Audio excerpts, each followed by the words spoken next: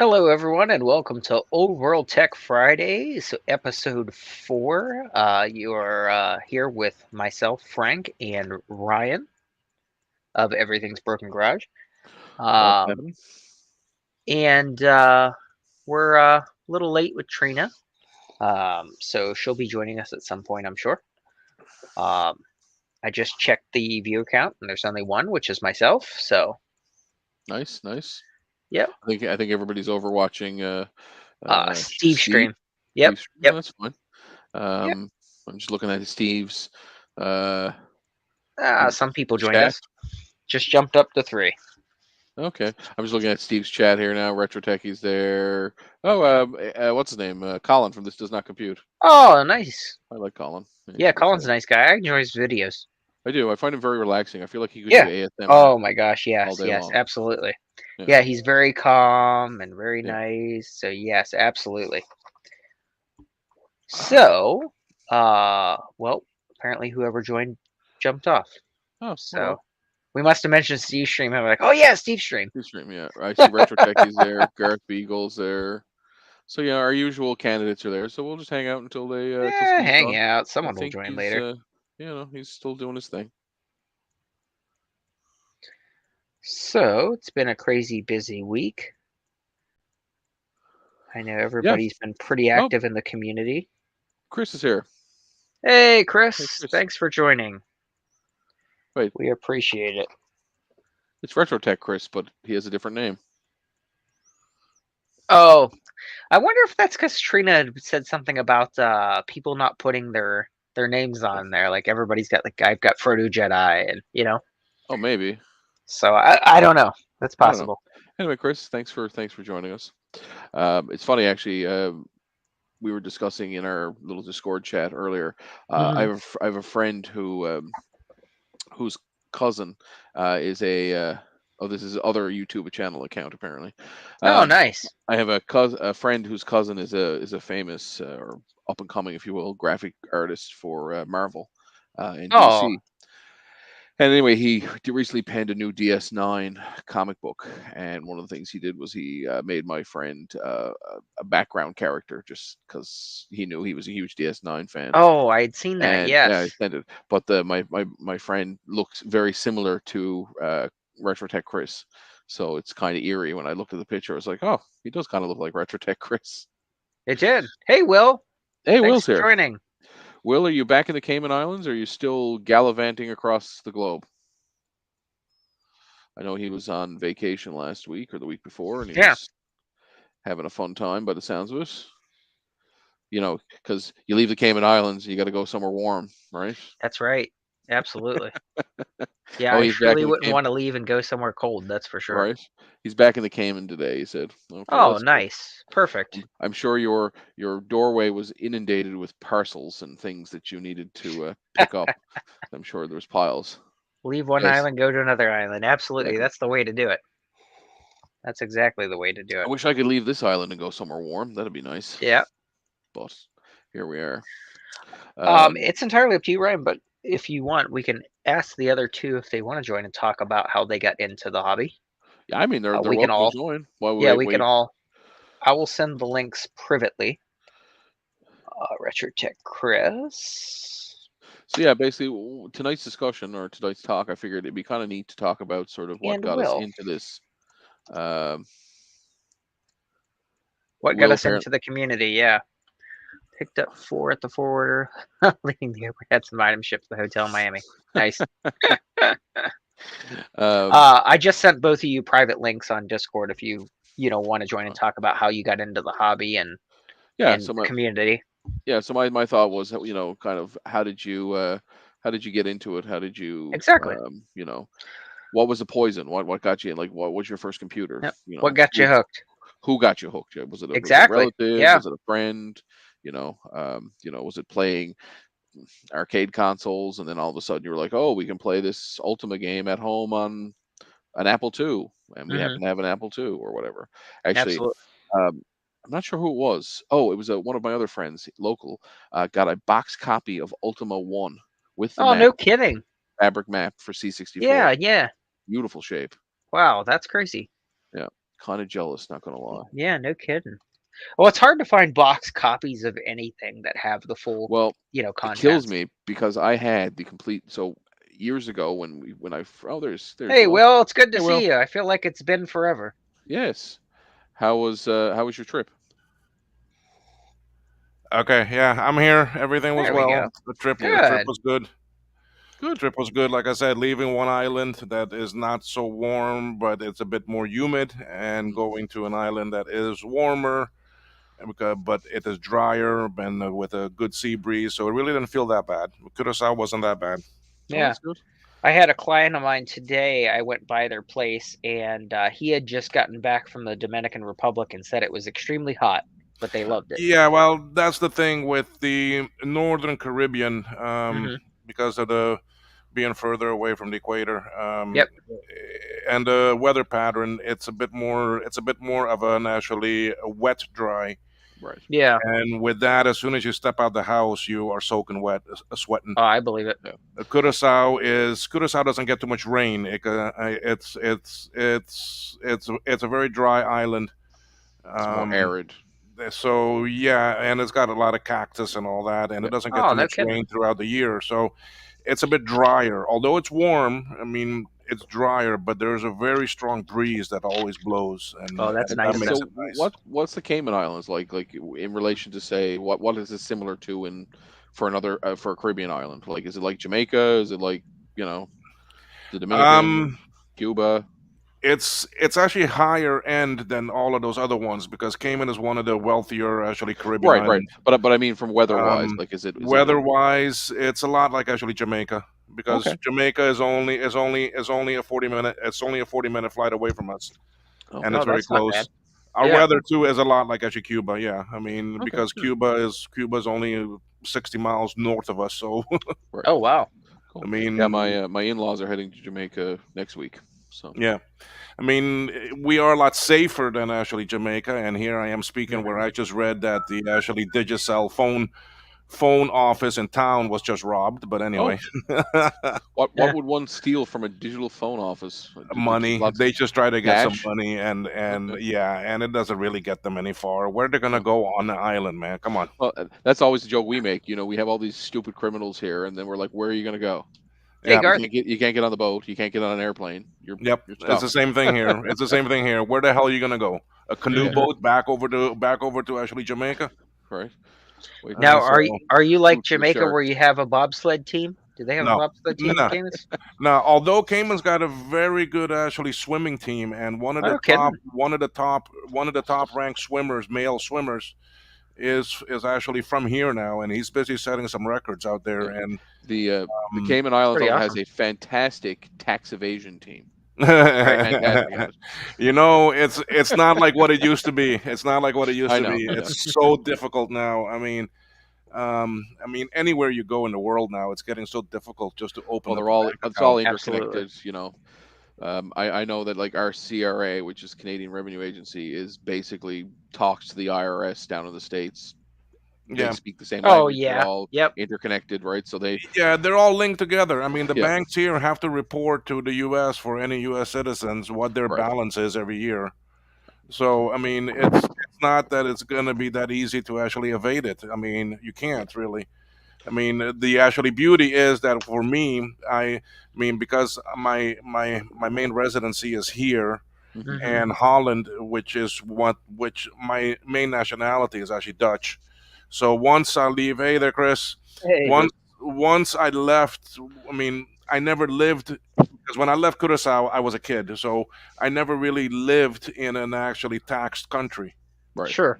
Okay, so but I know like for my parents, once they changed their residency out of Curacao to Cayman, then they didn't have to pay taxes anymore in Cayman. right, I mean, sorry, Huh. in actually Curacao, because right, Cayman doesn't have any. So I mean, what is Cayman going to actually report it to? Sure. right.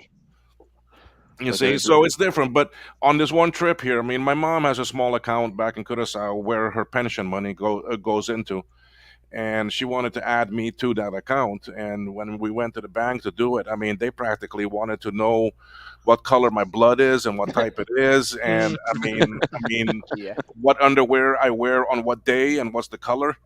Yeah. It's just I needed to come with there with, I mean, a bill from here, a letter from here that I'm employed. Well, I'm not Yeah. employed anymore. I'm Jeez retired. Louise. I What a mean, hassle. I needed to come with a bank record reference from my bank here in Cayman to just to add me to my mom's account. I mean, what a Wow. ridiculous Holy piece of cow. junk. Yeah. Yeah. Anyway, it's just crazy. It's just It's crazy. a cat. Wow. It's likely a cash grab, right? They're hoping that you'll forget about it, and So, they'll well, I take mean, the that's account. why my mom wants to add me on there. Is that, I mean, if something Sure. happens, I can at least get to the funds and take them out, Exactly. and then actually close it. Yep. Right. Good If, idea. Yeah. I'm not so, sure but what the anyway, tax law is like with you guys, but here it's like the day you die, you have to whatever assets you have are taxed at a certain rate Yeah, they the do minute the you're same dead. thing here in Yeah. the U.S. Yep. well, luckily in Cayman Depending on how you we set don't have it up. that either. We don't You don't have have that either. You don't no, have the mm, the death tax, as they call it. no. There is no death tax. There's no inheritance tax. There's nothing to pay on that. I mean, it just They're trying to bring in inheritance tax here, which we're fighting very See, the hard. best way to do it here in the U.S. is estate planning. Right. Honestly, if you know your relative's getting of age that it's going to be a concern, the best thing to do is transfer all the assets to you ahead of time. Because let's say that your relative goes in the nursing home, they go back 5 years, and they go for everything, house, any money they have, anything back 5 years. Yeah. So if you do it well enough ahead of time, it's not a problem by the time you actually get there. Yeah, yeah, and they removed that law here. It wasn't that way that when you went into a nursing home here, they would control all the funds, and Yeah, you would no, again. they do here in the U.S. They go They back removed five that. years. Yeah. They removed that now yeah. here in Canada. Yep.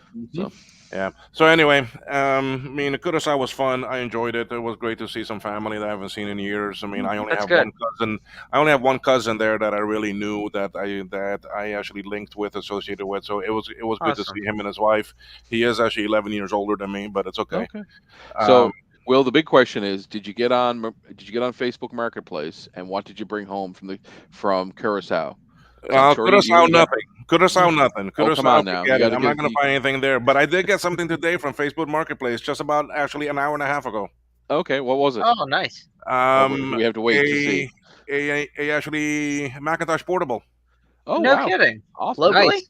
I mean, it wasn't even on there for like an hour. I mean, it was just posted on there, and it was a Macintosh portable. He said that the screen didn't work, but that's fine. I mean, I can figure that out. Yeah. Came with two batteries, the charger, a case, and everything. $200, man.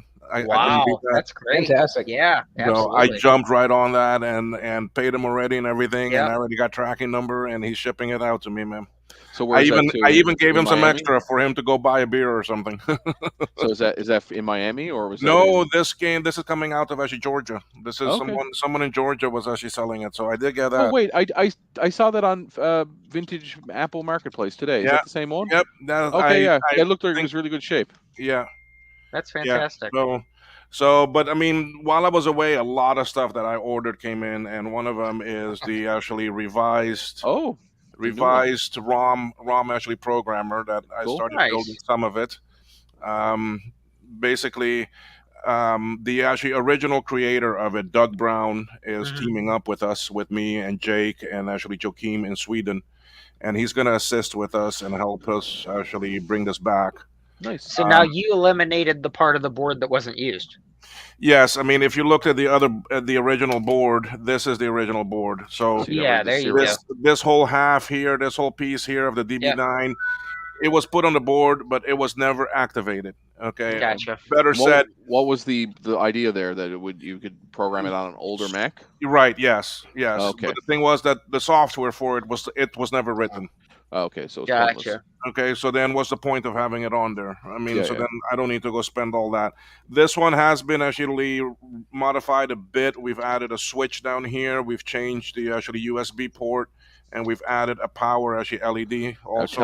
tell me you did USB C and not US micro USB for the love of God. I think it's the micro one. Oh, I wish micro USB would just die. I wish we would Yeah. set a date and say anything after this date cannot have micro USB. Well, It's it's all just is going to because be how USB-C. this is made. I mean, it's a bit trickier. Maybe later we can change it, but I mean this uses the actually smaller USB. I The mean the little older rounded one or oval one? yeah, the oval one. I mean this one uses the big one. Yeah, Oh, yep, USB yep. B. Yeah. Okay, and now this one is gonna use Or are you talking about the trapezoidal shaped one?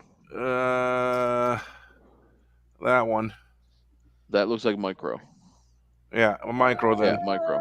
Is it Yeah, flat on the edge? yeah, Yeah. Okay, so yeah, micro. Okay. yeah. It's not the bigger one that the newer Android Yeah, I've or gotten that a the lot of iPad newer uses or that. USB-C. Yeah. Yeah, USB-C. Yeah, no, I, it's I not. just like I just like USB-C because you're not trying to figure out Yep. which way do I turn this Which one cable to do? get it. Yeah. Not just get in there. Yeah. Yeah, yeah, Cause that can go I either bought way. some of the. I bought a So, ton of the blue pills lately, and they've come with the USB-C now too. Yeah. They've started going away from micro. okay. So anyway, so yeah, this is one of the things that That's awesome. came in. So Yeah. I like now the color. one of my Yeah, no kidding, factors. yeah. Yeah, I use the purple for a lot of things. So one of Retro Techie says, "Woohoo! You fired Trina." No, I think Trina's napping. Ah, I don't think she set her alarm. She probably Yeah. fell asleep. Okay, so I do have a large order from Mauser that arrived on the island since the 9th of May, and Nice. and it's still stuck in customs because what happened? I just found out today what's happened is that my when you buy things from and you ship them to an actually forwarder like in Miami, it's all actually consolidated with a lot of other people's cargo, and Yeah, then it's then palletized. then there are daily shipments from Miami to Cayman using actually air cargo, Mhm. and so within that shipment that my stuff is in, someone else also has something and they falsify documents. So now customs is checking Oh, Oh, no. everything that in that sucks. shipment. So my box is still in customs for 10 days already. That sucks. But hopefully I'll get it tomorrow or Monday because that's got the Atmel chip in it that I need to go here for me to finish this. Gotcha. Awesome. And it's got the actually USB connector and the switch. So That's pretty then I cool. need to finish this. Another thing that we did that came in finally that I got, it may be better if I switch to my other camera. Hold on one second here. Let's see. Yeah. Okay. So this little guy here is the actually 3D printed Oh, cool. Oh, that is 3D awesome. printed DB19 connector. You can't Yeah, get 'cause them those anymore. are hard They're to very find, hard to yeah. get. Right. Okay. So basically, that's the same as this one that my voltage meter uses. But you see here, I have a metal one. Right. Now this is also the board of a voltage meter, but Cool. this is with the actually 3D printed one. And So what's Pretty the nice. cost difference? I bet Huh? it's so what's the cost difference? I bet it's a astronomical. lot. This one here now down here cost about $3 Right. to make, if not. And the other one's probably what, What 12, is 13? expensive with these is actually these pins. Okay. Pinning them, yeah. Because Yeah. the problem is that these pins I can't get from Mauser in the States, but Joachim can get them out of Belgium, out of Sweden. Okay. Military surplus. You're right, yes. Yeah, These are actually that's pretty military common grade out there. pins and that. So he buys them there and then ships them to me. But luckily with the meter, I only need 9. I only need And 7. 1, 2, 3, DigiKey 4, Oh, doesn't that's have 5, not bad. 7. Huh? DigiKey doesn't have them? DigiKey doesn't have them either. No. No, okay. Okay. So as you can see here, I only put in what I need, which were these on top, and then these two on the bottom are just to anchor it, so Right. it's on there a bit better. Cool. Yeah. So, but I mean, this is a actually resin printed DB19 Pretty cool. connector that I got from Nice. actually JLC. I have a bunch Nice. more of them. And you're happy so far with the quality? Oh yes, oh yes. This is amazing compared to That's awesome. the filament one. Resin one is a lot better because Nice. I didn't have to drill the holes bigger or anything. I could Right. just put the pins in, push them down, lock them into place, and that's it. And then how are you adhering it to the actual PCB? Is it done? Is it only hanging off the pins, or Yes, is it glued yes. to the PCB? Let me go to my scope view. That way you can see it better. You see here? Okay, so it's just the pins. Yeah. So on the PCB are just some pads, and then I just slide the PCB between the pins on the different layers. See, because if I flip it over, there's the other two. Okay, and it just Okay. sandwiches this, and then you. Yeah. So And like you said, so the outside pins are just for anchors. the two, yes, except for pin 1. Pin 1 is needed there because that's actually ground. Oh, okay. Okay, so you can see how the board is just sandwiched in between the two rows. Cool. And is the It's an plan then to have a case over that when it's it's an completed? actually 1.2 millimeter thickness of the board, Okay. and it slides right in between them. Perfect. So now when you look at the pinning here, I need this pin. This is ground pin Right. 1 there, and then I need 5, 6, 7. That's all I Okay. need. All the other 3 are just to actually secure it Cool. so that it's stable. And yes, it will go in a case. Nice. If you see here, I mean, here's another meter. I have a case that it'll go in, and then it will come out right there.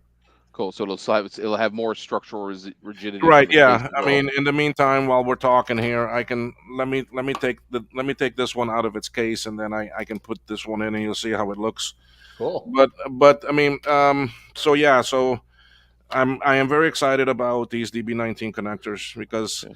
the other thing is that I have a new design Tash 20 board that is using actually a surface mounts, and it's using a much less expensive SD card reader. Okay. And this also uses DB19, you see. Yeah. So now I can use the actually printed ones, and I can lower the price of this actually tremendously. That's pretty cool. Awesome. So because the actually Tash 20, what it does is that it emulates an actually HD20 drive. Right. So on like a 128, a 512, or a Plus, you can boot up with this, and you have an image on a card and boot up with it. I'm gonna need like 3 of those. Yeah. Yep. Yep. You see now, Where is it now? this was the first design of it, and Oh yeah, way here bulkier. and here this comes off, and it is a dip chip Right. that then you can pop out and then actually program again and so forth, and it's got a normal old capacitor. Joaquim, what he did was that he actually redesigned this, that it will now use a surface mount pick chip, 1 capacitor there, and Awesome. and the SD card is one that you can buy easily off of Amazon just for, I mean, actually $2, versus this one, which is a Adafruit one, Right. which Probably ends up $10. costing quite a bit more. Yeah. These here cost about $7, $8. Yeah. And you see, and then that makes the item cost too much, because when you've got $8 for this, you've got $6 or $7 for the actually metal DB19. I was going to ask you tomorrow morning when I go over to the house. What I think I'm going to do is I'm going to bring the air. Frank, you're not muted. Hey. And Frank, with you're not this, muted. Frank. We could put the roof on the rest of the barn. Nah, he's talking about putting his barn back together. Yeah, I'm gonna. Frank has many I'm tractors. If you gonna don't know, nail he's the, a good the farmer. tops of those boards and then cut them off. He's got I 4 can tractors. tractor. For Yeah, cutting loves a good grass. tractor. Yeah. Yeah. I don't So think can we actually mute him? No. I don't know. think I have Do the you have any ability. more of those strong tie thingies? We get to We get to listen in on his barn building. yeah. I wonder if he's talking to an Amish person. Is that an Amish barn? Well, raising that he if has? not, I can air nail them. Yeah, because I think they'll hold fine with those ring shank nails. I'm very apprehensive about this conversation. Yeah, But I don't know. I think it'll be Yeah. fine. Nail Yeah. them.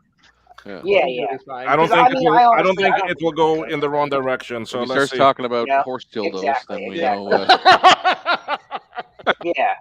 So I'm gonna try and I'll try and start and nail those ones on the top and Yeah, cut I them don't have off. control. I wish I I had like a control. lot of things talking. Boards right on. Yeah. That way I can get that shit out of the yard. All right, Jeez, there we go. Carson. Get the last pile off. All right. Frank. So yeah, Frank. so I'm see not if I can on get rid of them. mute, Frank. So, okay, sounds good. Frank. Okay, Frank. sounds good. I'll see you tomorrow. Thank you. Yep. Bye. Frank, can you build a barn for us too? Hey, Frank, Yeah. Frank, tell build us a about barn, Frank. would you? You weren't muted the entire time. Oh, I heard I'm your whole sorry. conversation. Well, sorry. My father-in-law called me. I was gonna see if I can get some help tomorrow to get the roof on the Yeah. Barn raising? Your A good old conversation Amish barn will be raising? fine. Sorry. Yeah. So No. I have a pile of material still in the front, like in front of the okay. barn. Yeah. And it's all from the end of last year where I didn't get finished. So I've got the roof over a third of it, but I've still got another 24 feet to go. Nice. So it's really not going to take that long, especially if there's 3 of us. So it should go pretty fast. Knock it out. Cool. Yeah. But we do have some Amish that live nearby, and they're actually helping put up the framing for the addition. Oh, how cool. Tis a Yeah, fine yeah, barn. they're nice people. I buy a Tis ton of nice. rough cut lumber from the Amish that are near us. They Nice. cut it up and everything. You tell them what you want. Awesome. It's actually relatively inexpensive. compared to going to like Lowe's Oh, or Home I Depot mean- or something. I mean, they're set in 1856. What did a 2x4 cost Yeah. in 1856? Well, they charge 70 cents per linear foot, Okay, that's not and terrible. it's actually like 2 inches by 4 inches Yeah, when you order it's a a 2x4. true cut It's a as true opposed Yeah. cut. to So let's say, Yeah. hang on. So let's say linear feet calculator for lumber. I imagine it's more than it was a few years ago. Yeah. The price has gone up quite a bit. Let's see, lumber. Here we go. So if I put in 2 by 4 by 8, just Mhm. one. Calculate. Okay, so board feet 5.33. So let's see. 5.33 times 0.70. So that's $3.73. So I'm paying probably $7 or $8 for a terrible 2x4 here. Yeah, exactly. And That's like it's not warped even and really a twisted. 2x4. Yeah, it's a- the same thing it's a- here too. It's like 1 3/4 by. Yeah. Uh, So my house is actually built with true cut, like actual 4x, proper. oh, no kidding. Yeah. So when I actually do renos, I have to like Huh. space things out and add Yeah. spacers because it's Well, that's like here too. So the original part of the house is 1889, and it's barn timbered. Like Right. every corner has the giant like 8x8 post. Yeah. And then drilling through the beams and stuff. Oh my gosh. And then the outer layer of the house, it's 2-inch thick oak one direction, then 2-inch thick oak the other direction. Wow. One's horizontal, one's vertical, and then they put up 2 layers of that. That was so all the original. you can take a few musket volleys. Oh my gosh! Yeah. survive. Holy crap! Yeah. Pretty solid. Yeah. Oh yeah. Parts we cut out for new windows that never had windows before. Oh yeah, it took quite a bit to cut all that stuff out of there. Let's Yeah. see. So I mean, Lowe's. anyway, what I was saying earlier was that, Yeah. like, I mean, on this actually Tash 20, this was the first one that I made, right? Yeah. So buying this SD card reader ready made was like $8. This here DB19 metal are like $5. Wow. So right there, I'm already $13, and you know how much this freaking header connection insert here. I mean, this thing alone is like $3 for a simple 7-pin header. Wow. I mean, it's just Whew. very expensive, and that's where I'm trying to keep the cost as low as possible. So what is the cost to you? Like now that you got the new setup, what do you with the 3D print? I haven't really What do you figured it think? all out yet, but you see, with this one here, we're buying an SD card reader, which is just actually a couple dollars, $2 or so. Okay, Wow. I'm not That's not using an actually header. You see, I'm just soldering it directly onto there with actually pin headers. Right. So this here can come off because plus it's on the other side of the board. Right. So there is nothing else in between here. So now when you flip it over, is where you get the where you get the pick chip and the capacitor. Mm-hmm. Okay, so that's all that this is now. And if I use the actually 3D printed DB19 connector, Mm-hmm. I'm going to bring this down a lot more. Nice. Yeah, that's awesome. Okay, That's because really I mean, between the DB19 and the reader, I may be at $6 now Wow. Right. That's compared great. compared to 13, 14. Right. Yeah, So you cut it that's in half or fantastic. more. That's Yeah. awesome. You see, So, so now, I mean, doing that's the what we're proper trying to do. American thing. You keep selling it for what you were originally selling it for, and you make Well, more profit. that's what I mean. Look, I'm not like I always said. I'm not into this to actually make money off of this. So Right. Yeah. if on something like this, if I sell it for like $15, and out of that 15, $2 or $3 is mine, I am happy with that. Yeah. Oh, Will, that reminds me. Steve Chamberlain, Big Mess Wires. Yeah. I had talked to him back and forth, and his original Raminator for like the pluses and stuff like that. I'm going to be making ones here in the state. Oh, nice. He sent me the stuff to make them. You So mean I'll this? be making them and selling them. No, that's the newer one. I'm talking about the original one. This is the 4 megabyte one. Yep. And then I have the 8 megabyte version also. Yeah, but those are the new version. I'm talking about the original one, Raminator ones, that were for the older. And that's the older systems. This is the 8 Like megabyte. the 512, the 128K, the Plus. Yeah, the OG ones. Yeah. Oh yeah, because you see, Steve's stuff originally came from actually Doug Brown. Oh, no kidding. Yeah. Yeah, I didn't know that. Okay, because I mean, Steve and Doug had an arrangement that they were, he could make them, sell them, and so forth. Yeah, that's So awesome. I mean, Steve was doing the actually ROM programmer for a while, and then stopped back in like 2017 or Yeah. 2016, Right. and no one has been doing it then. So, Well, that's the same as the Raminator ones. He stopped doing those too because he said Yeah. he didn't make any money on them. Mm. But I was like, I don't want to do them to make money. I'm just doing them so that they're available Yeah. here in the States because right So- now Yeah. you can only buy them from what is it, Japan? Oh, wow. Yeah. So Right. basically, then Doug and I were teaming up in that, and Mhm. with the other people on my team, and we've come up with the 4 MB ROM, which I just got these boards. I haven't been able That's to talk awesome. about them yet. They came in the same time with all my other stuff, Cool. and then this is the 8 MB one that is going to Wow. be using 4 chips. I That's need nice. some of them. So you can have 8 MB ROM with an actually 7.5 MB boot actually image Cool. on the Good. ROM, so you could have a much bigger install on the ROM, and it'll do it. This is going to be 4 MB because Yeah. you can do 4 MB with actually 2 actually chips, and the chips for it are actually right here. I'm gonna order some of the 8 meg But- ones. I need some for But my man, I tell Mac you, 2s. these chips are not cheap. They are not cheap. I mean, Yeah. they're if I'm not mistaken, these that are the 8 are like almost $9 a piece. Wow. Ooh. Wow. That's So- probably why he sells them for like $45 a piece. Right. Right. Yeah. The normal I mean, cover cost. truly, Most of it's chips, I truly, bet. when you look at what is on these chips and what it takes, I mean, the price that these things are being offered is rock bottom. I mean, Yeah. it's quite a bit different. But I mean, yes, we have the 8 MB version here, and we have the Awesome. actually 4 MB version that we're Nice. going to be doing. Yeah, I'll so- get some from you when they're ready, because I need some for So- my Mac 2s. And then the other thing is that my new version 2 RAM boards came in. Oh, good. Yeah, because I was gonna buy a bunch of those from you. So now these are going to be nicer because these, instead of an actually 2-layer board, it is a 4-layer board. Okay. It's got some signaling in between to try to help with interference and so forth. And Nice. then we've got the 2 actually RAM chips here, and they're slightly angled. Hmm. Reason why Joakim is in Sweden, and his mascot is a Macintosh wearing an actually Viking helmet. And the Viking helmet has actually horns on it. So then these 2 chips slanted are supposed to be like actually horns. Nice. I like it. That's awesome. Okay. I approve. So- Great. That's So too fun. then we have that there, and then the actually parity chip can be put right in the middle if you want a RAM that uses parity.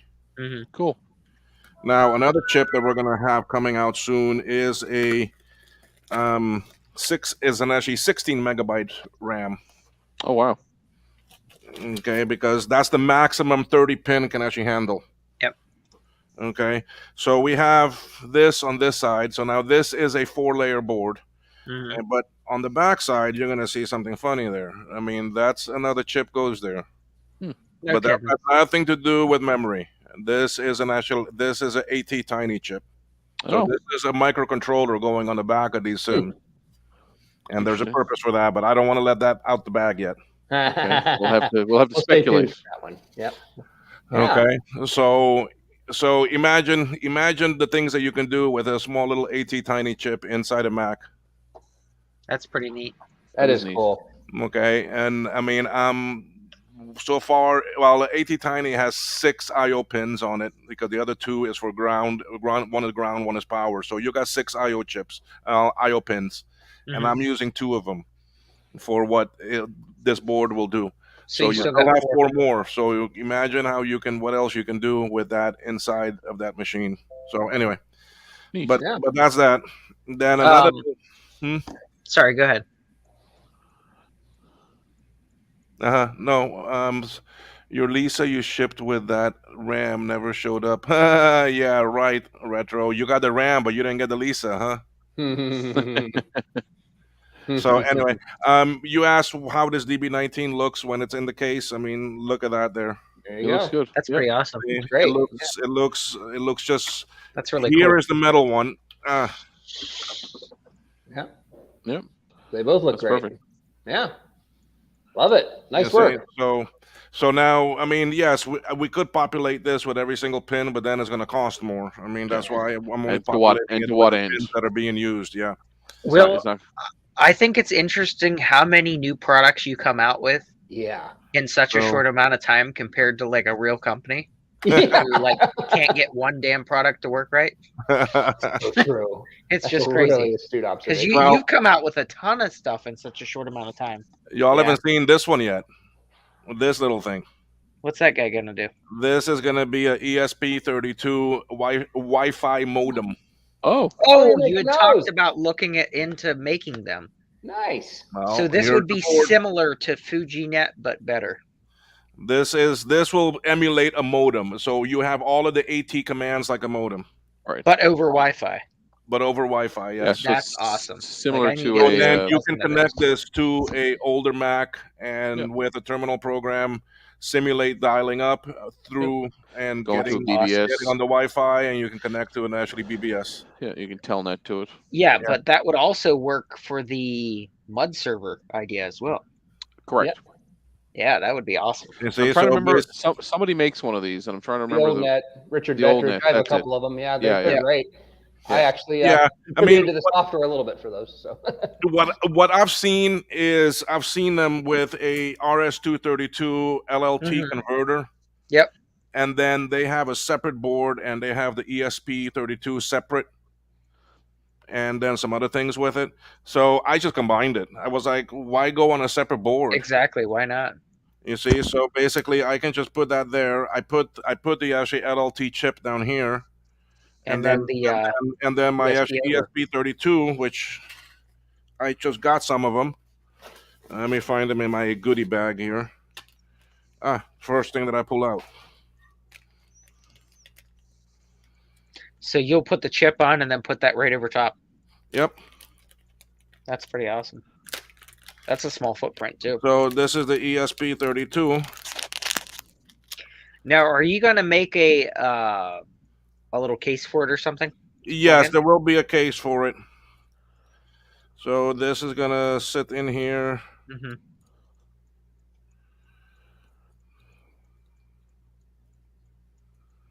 That's pretty cool. It looks like I need to make some changes already.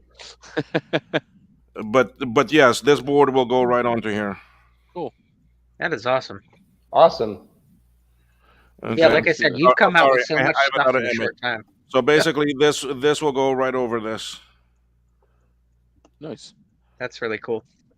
That's going to be Okay, exciting. It's got a bunch of little capacitors down here, a couple resistors, and then it's got two Mhm. actually LEDs over here also. Actually receive So and you do transmit. a TX and RX? Yeah. That's awesome. Okay, so then this will be a Wi-Fi modem, and then you can just put a little case around it. And the only drawback is that it's going to need external USB power. But I'm Okay. working on a change with that also. I'm working with something that you can pull that right out of the Mac. I was gonna say I've seen a couple of like with the Apple IIs where they give you like a card to go in one of the card slots that just siphons off electricity. Mm-hmm. Yeah. So I would imagine you could do something similar with the Apple II or with the That's so neat. the Macintosh. Yeah. Well, with some of the like the LC, the 2CI, CX, and so forth, because I'm also working on the power supply replacement. One of the things we're working on is to have some internal USB connections to that same board just for power. Sure, just put one of those inside the power supply. So, well, Yeah, I think it would interfere with the wireless signal. well, no, it won't. But I mean, the thing is that we're going to be pulling actually USB power right off of the board, right off of the power supply board that we are designing. That Right. will go inside the case, and then you can just plug it into it. That's So pretty you're neat. saying my LC could possibly have an external USB power? Yeah, yeah, That's pretty cool. yeah. That's pretty awesome. That is Yeah, pretty cool. that's one of the nice things that we're working on. So, Cool. Lots of Like that. products. Well, Frank, if you get the right person, all it takes is one person who can make Yeah, things. no kidding. Yeah. Holy cow. You find that one telling person you. even in a company who can just Yeah. crank things out. And, Well, the Right. thing is with real companies too is there's so much bureaucracy and red tape when it comes to developing anything. It just it's counterproductive to the process. It's You know, well, if completely. you look at Steve Wozniak, it's half the reason he left Apple. Oh, Because absolutely. All the he crap. couldn't do what he wanted to do. He just wanted to Yeah. make shit, right? Right. Yeah, it's a big battle between sales and engineering. Always. You know, sales just wants to sell shit, Yes. and the engineers want to make a good product, and the Right. people Well- just want to cram it down your throat and sell it as fast as possible. And then you also have accounting, which is not sales. Accounting is trying to make Oh, everything yeah, the yeah. cheapest and Well, on time. Tell me what game in the last 10 years has fucking been released that it's actually, complete on release. Everything they make now, they release it half done, and then you end up with 85 patches or add-ons and everything else. But here's the thing: There's nothing complete. we complain, but we still buy it. Yeah. Well, yeah, So exactly. they've come There's to a reason why realize it's that- $70 and Well, they still But charge. they've $70. realized that they don't need to finish it. Yeah. And the distribution network supports it. If you think Yeah. about over time, once upon a time, if you put a ROM chip in a system, that was it. And then we came out with this concept of flash memory. Yep. Now you could release a buggy BIOS, and you've got the internet where you can download it. So the distribution channels changed, so now they know they can be lazy. Now they know they can get away with it, and people people complain, but not enough that they won't buy it. Because the underlying infrastructure is there to just fix it when they need. It's just crazy. It's just asinine. For What a sure. crazy business model. But Yeah. it makes sense. It's like it's this, we were talking the other day. It's the whole idea that for Windows 11 you have to have an online account.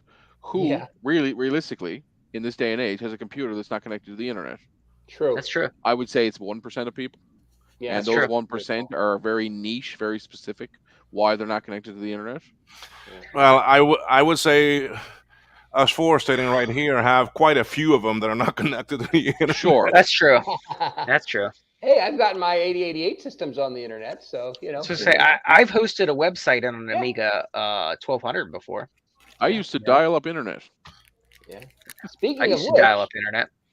Yeah, I don't know if everybody has seen this. I remember 8088 system that's recently come out. I noticed that LGR Clint bought one. Did he? Okay.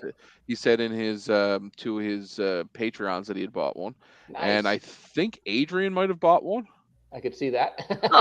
And possibly Colin. From, yeah, Hey. but don't quote me on that. But there's been a few people who've been like, "Oh, that's really cool." Yeah. I honestly, I look at it and I go, how much does this cost to make, and why is it $360? Yeah. Well, they have that AliExpress laptop with an 8088 CPU. That's what we're talking about. Yes. Yeah. It's called the Box 8088, I think, or Book 8088. Book 88. Book 88, yeah. But it's like, why did it cost like it? Yeah. It could be a Raspberry Pi and an LCD. It's like at most $70. Yeah. Oh, what was those? Why is it $360 US? So that reminds me. What was those little? Shoot, they sold them. They called it the chip or something. It was a modular computer made for like hackers and things like that. That was all modular. Oh crap! What was it called? Mister? Are you talking about? I don't remember. I think the company went out of business. No. Transmeta Caruso, they emulated 8080 or the x86, but I'm not sure. No, this wasn't. Here we go. Tiny chip computer. It was like a Raspberry Pi type thing. It was an all-in-one little thing. Hang on, let me share my screen. Oh yeah, the chip. See, it's the CHIP. CHIP. Yes. Yeah. I think the company might have went out of business that had made it. But it used like a flavor of Linux, and it was completely modular. You can build it and design it however you want. But they sold them for like $40 or something originally. Nice. This article looks here's an really article old. on it. Yeah, linux-magazine.com. Yeah, Linux. Yeah. Yep. Hang on, I'll post it. Hey, Starbucks Tech. I'll post it in the the regular chat thing there. But yeah, it was a tiny little chip computer. I think it was a flavor of like a Raspberry Pi type, architecture. Yeah, I think it was quite. It was quite. What's the word? But they sold a crap ton of them. Yeah, 2016. Then the company ended up going out of business. It was kickstarted in 2019. Yep, there you go. Or 2016, sorry. Right alongside that Book 8088, there was also a Hand 386. which is like a Nintendo DS no size kidding. 386 handheld. But they sold That's out. pretty cool. Okay, so this company has 3 different things. They have the Book 8088, the Hand 386, and the Dev 8088. Oh, I haven't seen that one. Okay. So the Dev 8088 is it looks like a motherboard with a compact flash card on the side, and you can clip on the keyboard and the little video display, and then it's got like an EEPROM programmer built onto it and all kinds of crap. And again, I'll point out, like, I understand it's kind of cool, and like people are there's definitely going to be a niche market where they're like retro enthusiasts who are nostalgic but don't want any of the bullshit of having to deal with old hardware. Yeah, that's true. That are going to flock to this, but I can't imagine they're going to sell thousands of units. No, right? I mean, as evidenced by the fact that Book 8088 has not sold out, and it got a lot of press earlier this week. Because honestly, anybody who wants to dabble in this kind of bullshit behind me are going to be technically savvy enough that if they want to, they'll make one of these things work, or they'll get a Raspberry Pi, or they're using DOSBox to emulate because they don't care. Sure. Right. So I don't see the, I don't even see it for sale. Like taking a blacksmithing weekend course and then moving back to the 1850s. So where is it actually sold at? AliExpress. It's AliExpress. There's a store called Hardcore Expert Store. Yes, is the name of Hardcore the store. Expert If you search store. for, you gotta love the AliExpress stores. Careful on where you search that. Yeah, exactly. Yeah. Here we go. Holy crap! So this store says $502.60. That can't be right. So when I saw them last, they were $399. Sorry, this item's no longer available. Yeah. Which one? Oh, the Hand 386. That's the Book 8088. What? It sold out? Hardcore Expert Store. Yes, it did. Yeah. No kidding. Yeah. Wow. And it showed 500 and something. They only sold 28 of them though. That can't be right. They must be just doing. That's probably their daily run. They probably make so many of them and then sell them all in one day. That's the only thing. That could be. Also, speaking of things that have become more expensive on the internet of recent, Naboo's have gone up in price. Yeah, $20. Yeah. They were supposed to, because he had said that. So the last batch he was selling for $80 plus 20 shipping, and then he said the last batch he was ramping up the price even more because there's not as many available now for sale. Honestly, I think you should be charging $200 or $300 each for them, but that's. I agree. Yeah. I mean, he could have honestly sold them with as much hype that has built around it. Probably could have easily sold them for $200 or $300. I mean, you buy any type of console system now, you're paying at least $300. True. Like for anything. I'm getting into buying retro computers. My base price was always either free or cheap. Mm-hmm. I've had to reset my expectations now. It's just not happening anymore. Mm-hmm. Although today I did miss out on a Commodore 1802 that was free. Yeah. And I'm still sad about that. It was a good monitor and it was free and it was still in box. Well, it still had its box. I was sad. Well, folks. So they were available for $201 and up. Yeah. I can't stand it all 622 and Windows 3.0 or earlier. And a pirated BIOS. And a pirate. Law was not happy about that. I also enjoyed the fact that they had Planet X3. Yes. It's like, oh yeah, David definitely allowed them to put that on all those computers. Yeah. Anyway, hate to do this, but Chris, thanks for hanging out. Thanks for joining us. Hopefully, I'll be able to join a little longer next time. But it's great to see you. Yeah, no problem. Thank you. Good to see you too. Have a fantastic evening. Take care. Have a good night. Good evening. Alrighty. Bye. Cheers. Yep. See ya. I thought Trina would have woke up by now. She's still asleep. Yeah. So, Will, what was your first computer? My first computer was a VIC-20. VIC-20, okay. And when and how did you get that? Was it your parents bought it for you, or did you buy it yourself? That was a Christmas gift from my parents back then when it came out. Okay. But then I actually outgrew it very fast, and I bought my own C64. Okay. And then the first floppy drive and second floppy drive and printer and monitor and all that. Okay, yeah. Then I got a hold of a 300 baud modem Ooh, for the fancy. 64. Yep, got on the old Now internet. Well, that was the big thing back then, and that was the when I was on that with the phone line, and no one could call the house, and Yep. then mother or father or brother would pick up the phone, and what all is they this hear is. noise? Yeah, this is where we need a recording of Joe making his dial-up internet noise. Yeah. So, yeah. So anyway, so from there, then I stepped up to after that to the 128. Okay. And got a bunch more floppy drives, the 1571 and that, and then started running my own BBS for a while. Oh, cool. So yeah, so I had that up for a while. So now, how did you do that? Was it you just put one phone line in, or did you have multiple phone lines? I had another phone. I just had one line coming into it. Right. I mean, So only one person could dial in at a time. yeah. Gotcha. I mean, on the Commodore, you really couldn't do too much more. So No. So I hung out with that for a while, but then in the meantime I was on that, and my brother was busy using PC clones, 8088 Yeah. machines and that, and then I got a hold of one of those also, and then I ran a BBS on that one for a while with a bunch of down there. I had multiple lines on that Right. one. One of my local members of my RetroTech group just turned on a Windows NT server that he built that has about 15 dial-up modems in it.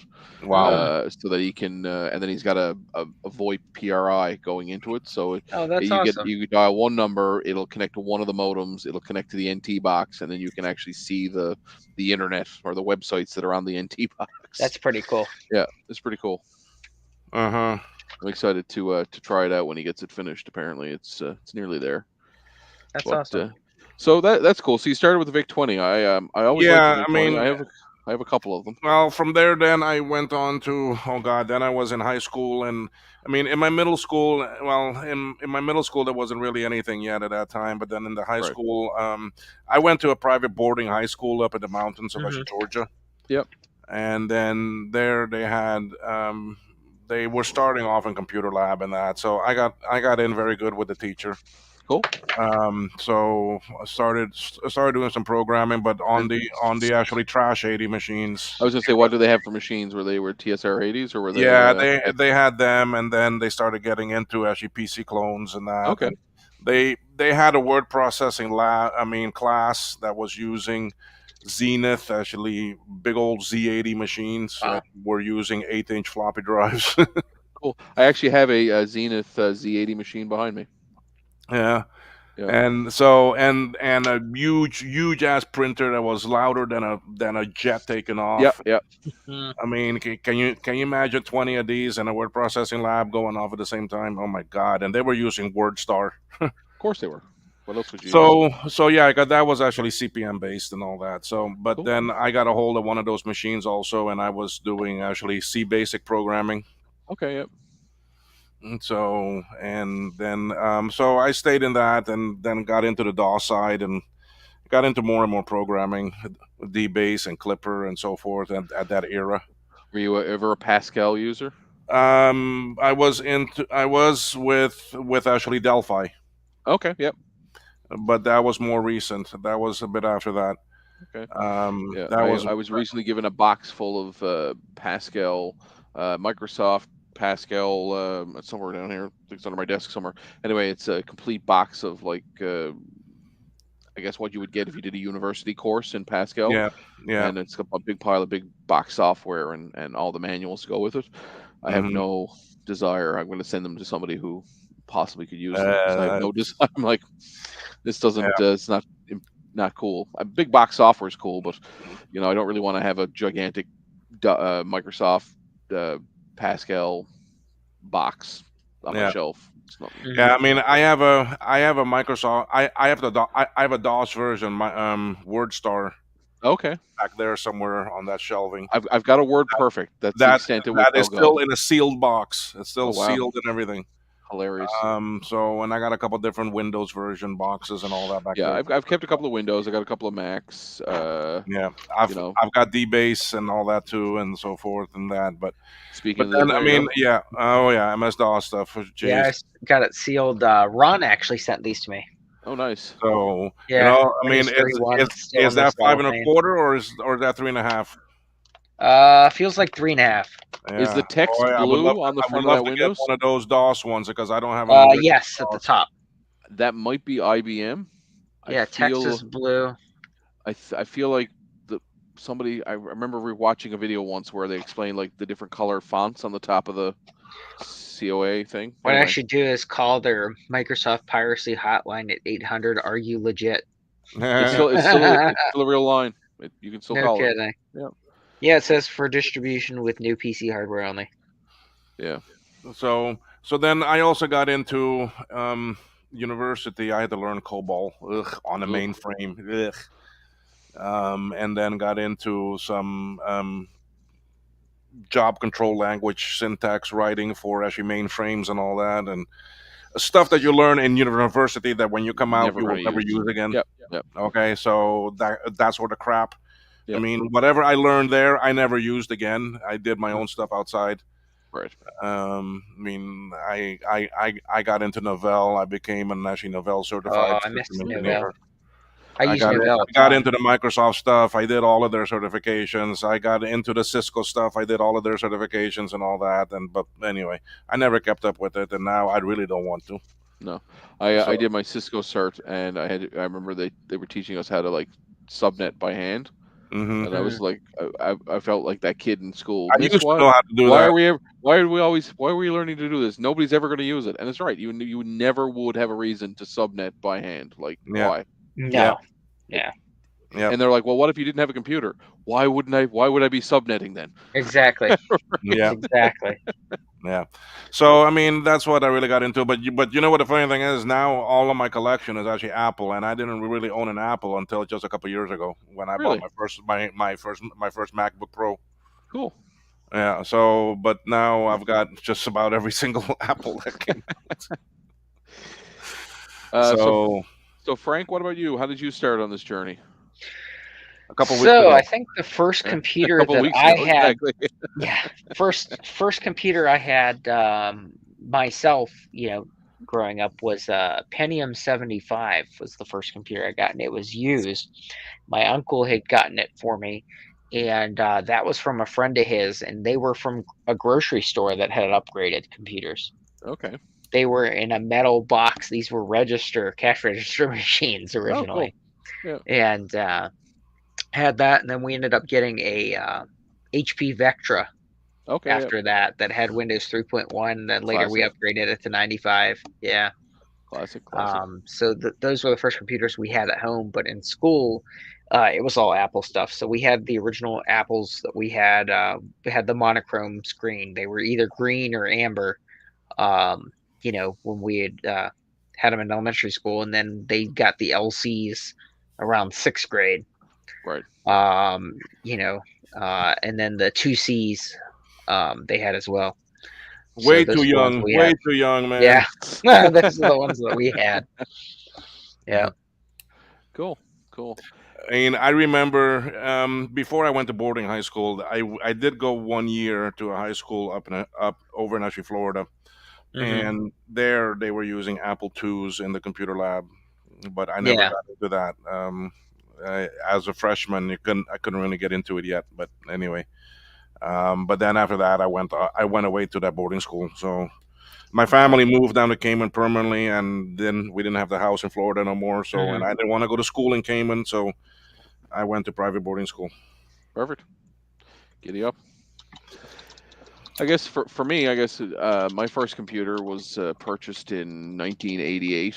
It was a 386. My father was working for a company that allowed you to purchase computers when they purchased computers, and they would just take it off your pay every week or every 2 weeks, whatever it was. So you get the discounted pricing essentially from because they were buying.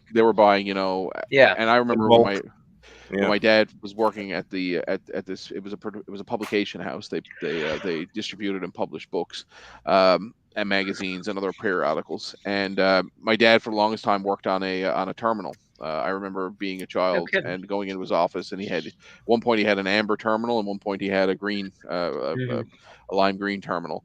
But yeah, it was all just connected to a mainframe somewhere, and he was just using it to pull up book prices and see what was coming out and look at That's inventory pretty and that cool. kind of stuff. And it was all things. But at some point, I guess the front staff would have gotten new computers, and that's when the opportunity was there to buy Yeah. into this computer program through the company. And it wasn't substantial. I think it was close on $10,000 in 1988 by Wow. the Yeah. time, because it was a 386 in a full tower. No So kidding. the tower was probably 3 feet tall. It Oh, was I believe it. Yeah. it was the same height as me. I remember walking up to it and it being like at eye height, the top of the case. Hmm. It had a 80 megabyte hard drive in it. I remember that. It was probably, I want to say it was like 16 megs of RAM, and it was probably I don't know, 16 megahertz maybe, or a Yeah. 33 megahertz. It was a 386. I- Nothing super fancy. I But remember having an 8088 with an orange screen, and it had one of those Bigfoot hard drives. yeah, The giant. 5.25 Yeah. bay. Yeah.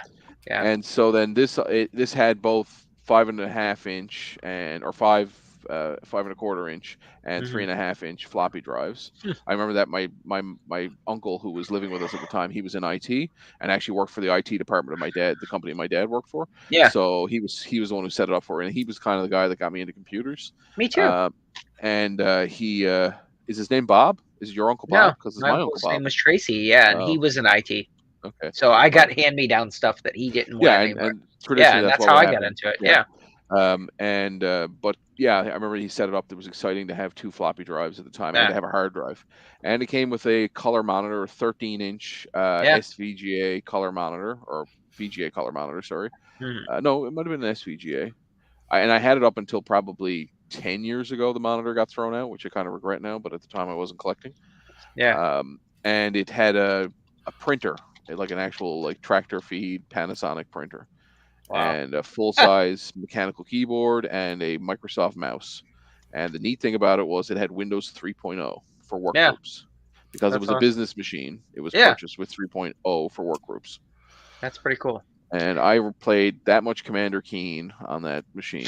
It's like I still get nostalgic like feelings when I hear the opening scene, the opening credits. Yeah, the opening credits. Yeah. For Commander Keen. And I to this day I'm still trying to find the computer case that was built in, so that I could rebuild my 386 from childhood.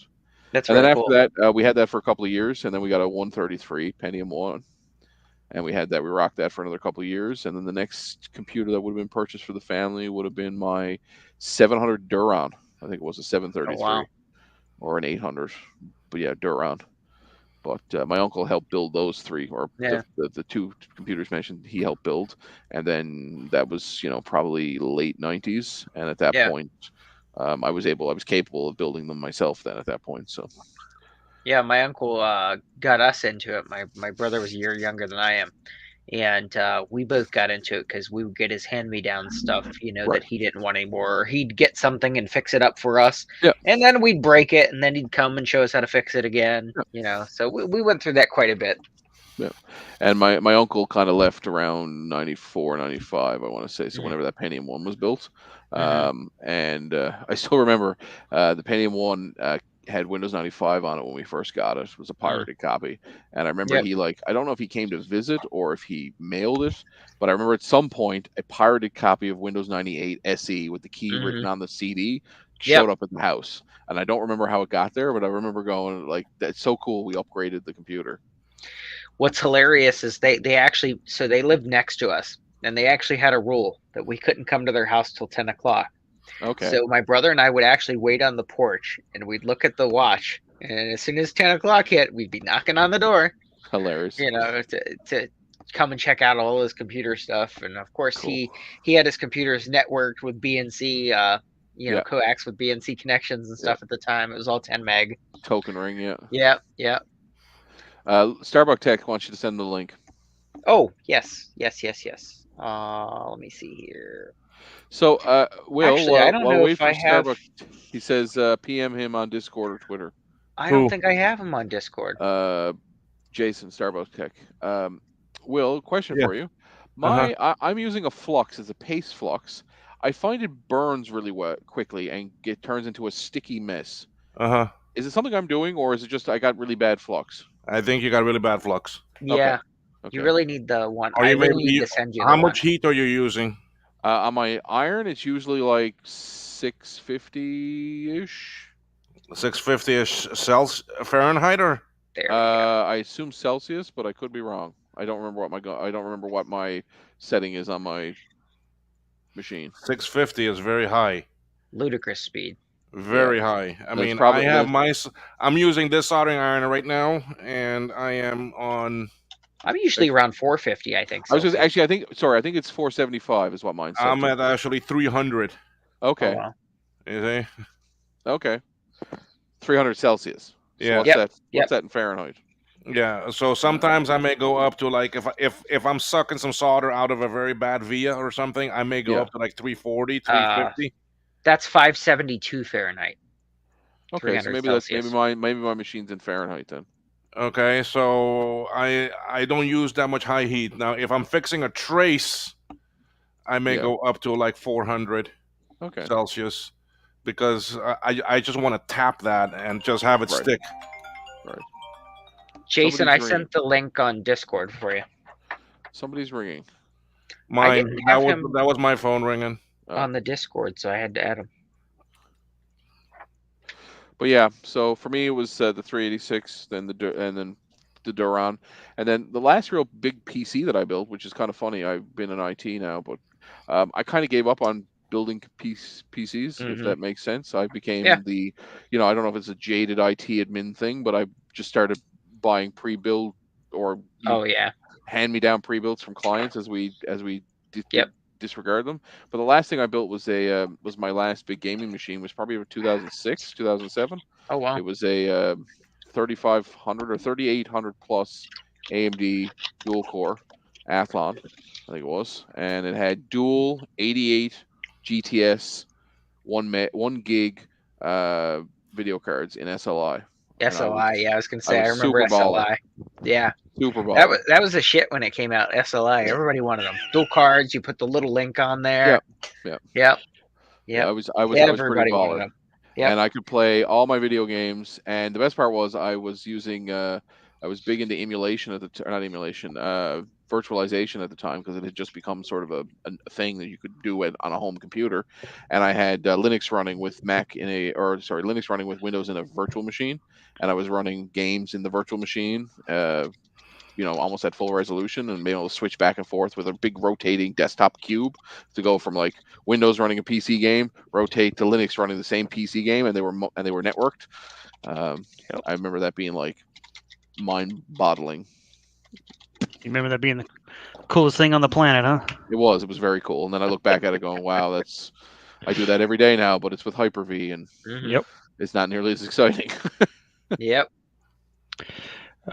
Good to be off work. Oh yes. How was Apple? So how is the new job? The new old job. It's a new old job. It's the new old job. I mean, they're making me go through training again, so I'm basically and I'm fixing around. stuff that the trainer can't fix for them. Like they use a stupid Adobe Connect, and I told them during orientation, I'm like, it's gonna break. It's gonna break during a bunch of times during training because it can't handle what you guys are throwing at it. And they go, no, blah blah blah. Then they're talking it up because they don't want the other trainees probably. Yesterday it broke. We were out of training for a couple hours because they had to redo everything, the whole training room, and do all the things. Oh my god, this chip is a pain to solder.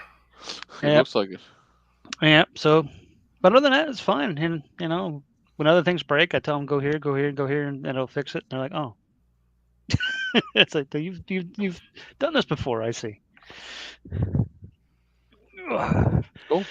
Yeah. So we're just having a chat. I don't know if you saw the conversation we're talking about. Sort of, what got you hooked on the computer bug? We'll say, not even the retro bug, but the computer bug. Yeah. How did you start? How did you get into computers?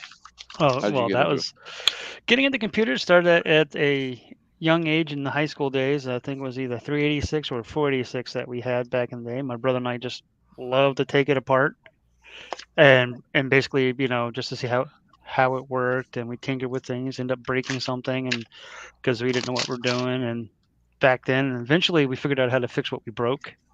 But initially, it was dad sitting at the repair shop and him encouraging us to break it again because we're learning. That's the way my dad was. He's like, "Oh, you're learning? That's fine. Break it. I don't care." And so eventually, we figured out how to build our own computers, and we started out obviously in the PC realm. And eventually, the only time I didn't really get into Macs. They weren't. I'm from a small town in Maine, so we had the old PCs and stuff. So we never had Mac in school and all that stuff. And I didn't use my first Mac until I got into college. And then my first Mac that I actually owned was my 2009 Classic Mac Pro that I bought like 3-4 years ago.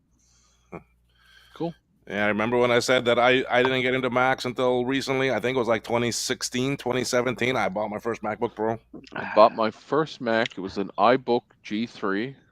Well, I had an iMac G3 before that was given to me, but my first one I bought was an iBook G3. It's probably 2005, 2006. And then I realized this is terribly slow because it was already at that point 6 or 7 years old. So then I bought somebody had, it was actually I worked at a computer shop. Somebody had brought in a black MacBook. So one of the first Intel black MacBooks. I love those things. He had spilled water on it and destroyed the main board. So I ordered one on eBay and he gave it to me for free because he was just going to throw it out. So I swapped out the main board and that was my first Intel Mac. Can't beat that. No. I got back into things as far as Apple goes back in tail end of middle school. I did a lot of work for my gifted teacher, like at her house in the summers. And I would go and I would stay at her house with her and her husband. They were both teachers, for like a week or so at a time and do odds and ends things, like the bushes or, mowing. I did some computer stuff for her. I have a question. What's a gifted teacher? So in class, like if you're high IQ or you are work, well, I guess if you're too smart for the normal curriculum stuff, like they put you in. Yeah, they called it gifted when I was in school. Gotcha. So our gifted instructor, I'd go, like I remember changing fenders on her car. She had a Super Outback. I remember changing fenders on her car, like odds and ends random stuff. Cool. But she was really big into Apple and Mac stuff, and she had a lot of older Apple IIc stuff, and then she had Performa at her house. She had a PowerBook. She had all kinds of older. At the time it was decent Mac stuff. So I used to love going over there because she had cool, Apple computer stuff all over the place. She had dial-up internet at the time. I remember that. Wild. Yeah, I remember. So I remember her husband Bob, and he was a teacher at another school district. And I remember went to get a drink out of the fridge in the basement, and because there was a head in the fridge. No, it had the stuff near beer, and it was like a fake beer, and I had no idea what it was. So she's like, "Oh, you could try it if you want." Oh, it was disgusting. I didn't like it at all. But I can remember, it was like because that's what he had drank, was the near beer. Non-alcoholic beer. Yeah, he couldn't drink anymore, but he liked the taste of it, so he would get near beer, is what it was called. So I remember trying that, when I was a kid. But she helped me do a lot of things. I remember starting a DJ service whenever I was in high school, and she actually helped me do that too. And I DJ'd her mom's 80th birthday party. So we did all kinds of cool stuff with them. Yep, yeah. So did I. I did weddings and stuff while I was in college. Yeah, that's awesome. I actually did I was with a part of a church, and the guy that ran the services, all the audio for the service and stuff, he decided he was moving or whatever. So that they all knew I was a nerd into technical stuff. So like computers, figure this out. Soundboards, they're the same thing. And then so they gave me a soundboard, and then the crossover, the this, that, and the other thing, and they're like, "Here you go, figure this out." And I'm like, "Well, there's going to be a few bad sounding services until I get it all worked out." But I eventually did it and did it for like 3-4 years. But between church, college, full-time job, and all that stuff, and studying and all that stuff, I ended up with pneumonia, so I ended up having to step. I decided to step down from doing the sound stuff, and because I was there an hour before the services, an hour after services, then I had to transport all the stuff to the storage. I'll be right back. Okay. It was a pain in the butt. It was so much work. And I know how that goes. I played piano for a group of Methodist churches, and the minister and I would do 9, 10, 10, and 11, 15, all 3 back to back.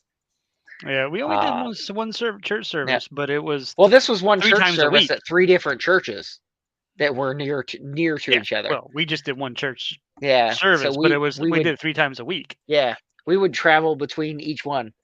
Yeah, but the issue was my full-time job is I was managing Dunkin' Donuts. Oh, so okay. I got there. I would get there busy. I would get there at 5 in the morning. Yeah. And then I would work until 2 or something or whatever. Then I'd go to school at night, then come home, study as much as I could before, I do it all over again. And it was just way too much. It was like no downtime, nothing. But I lived in Boston at the time. That's where I went to school. And it was no kidding. You had to afford the rent. That's like 4 hours from here. I miss Boston. I really do. My wife's cousin Joey lives outside of Boston. Yep. And we drove out his way and went to Salem and all that kind of stuff. That was cool. I don't miss the rent though. Uh-oh. Javier. Yeah, here's trouble. What's International up, Man of Mystery, or is it Misery? It's both. It's Miss Speltery. Miss Speltery. How are you this evening, good sir? So what's going on with you guys? Just hanging out. We're actually discussing what actually got us into computers in general, not just retro computers, but how we got into computers. I got a video about that already. Oh, no kidding. Yeah. You have it on your channel? Yep. I'll have to check it out. Wink, wink, wink, wink. Yeah, that's right. Watch hours, yeah. I got it now. I got it. How do I get into retro? Okay. Although computers, well, it's the same thing. When I was a kid, I got my first computer was actually a Pong. You guys remember the Pong? No. Pung? Pong. Pong. Pong. Like a little... Oh, okay. Yeah, Pong. Yeah. If you can call that a computer. Yeah. I know what you mean. And then after that, it was a TI 99.4A. Jesus, they go for a snack and they let everybody in. Hey. I know. I walk away too, and the next thing I hear. Ryan. So people from corporate were on my butt. We got to get all the diversity people in. That's right. Some of the corporate people that are sleeping on the job. We're checking all the boxes. Javier, I almost sent you a message last night. I was in Miami, and oh my God, it was freaking hot. Dude. Freaking. Why didn't you tell me? Yeah, it's hot. No, well, I was there less than actually 24 hours. Oh, okay. Well, I just flew in. I got into the airport around 6. Yeah. And then I had to go to the hotel overnight because this morning was my flight back home to Ashikaman. So I was not there long. It is what it is. Next time. I am coming up again on the 31st, and I'll be there for about a week. So okay. You were long enough to notice the heat. I love the drive from Miami down to the Keys. So the highway is just beautiful. 3 hours. Beautiful. I've never been to the Keys. Really? I live in Florida, and I've been to Miami and stuff. And my dad actually had his boat. He had a sailboat. I think it's like a 42-footer or something like that. Yep. And he lived on it for a few years, and he lived down in the Keys. He had a documinium. Wow. So he had his own dock that he parked the boat, and then he had a little tiki hut at the end of it. It's where you can go into the hammock. And I still I was always working whenever my family went down there and stuff. Yeah. And I just never got a chance to go.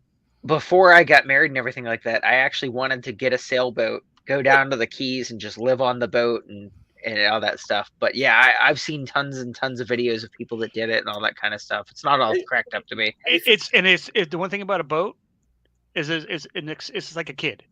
Oh, it's extremely expensive. The cost never ends. A lot of you gotta fix things daily. Yeah. The first time I bought a boat, I bought a sailboat, and we had it in Ontario, Canada, and it's hilarious. We went to this dinner at the yacht club there, and this couple that were sitting next to us, super nice. They had a slip that was going to be near us and all that kind of stuff, and we were talking at dinner, and he told me, he goes, "Yeah, you know what boat stands for, don't you?" And I was like, "No, what?" He goes, "Bust out another 1,000." He said, "No matter what it is, no matter how small it is, it's at least $1,000 to fix it." It's a nothing on a boat is cheap. Yep. But yeah, I thought that was the funniest thing when he told me that. But it was so true. Doesn't matter what it is. It's at least $1,000. It is not funny, actually. I don't know. I don't know.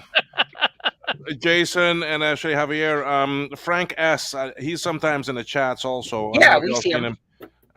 He lives between West Palm Beach and Boca. Oh, no kidding. So I'm supposed to meet up with him when I go up the 31st.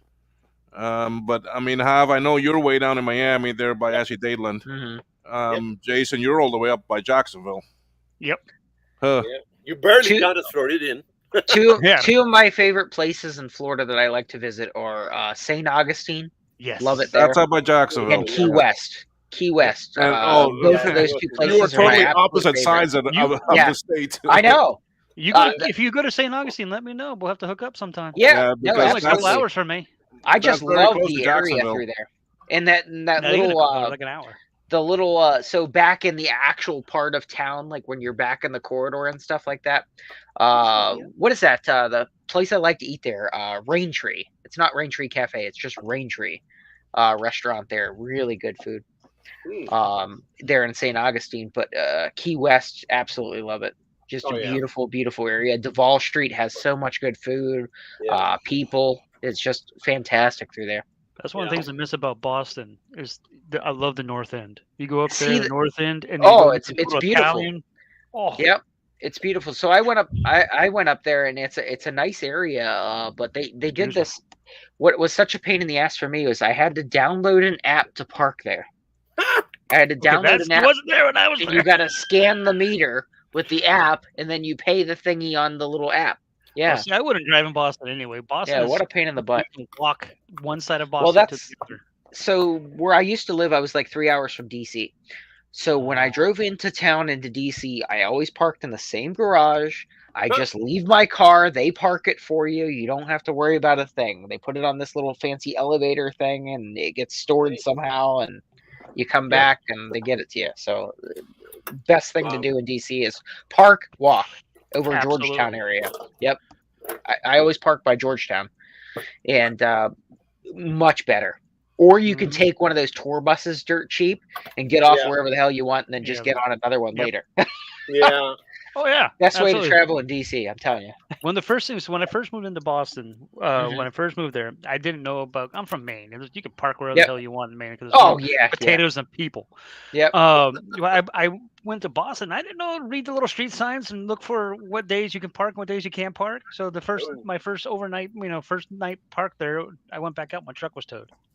Oh gosh! So you had to figure out where it was and and of course it's in a spot where you can't really get to by public transportation, so you have to take a cab. Anyway, so I decided, you know what?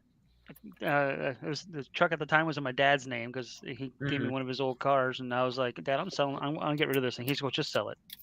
I'll transfer the title to your name and then sell it for dirt cheap as is.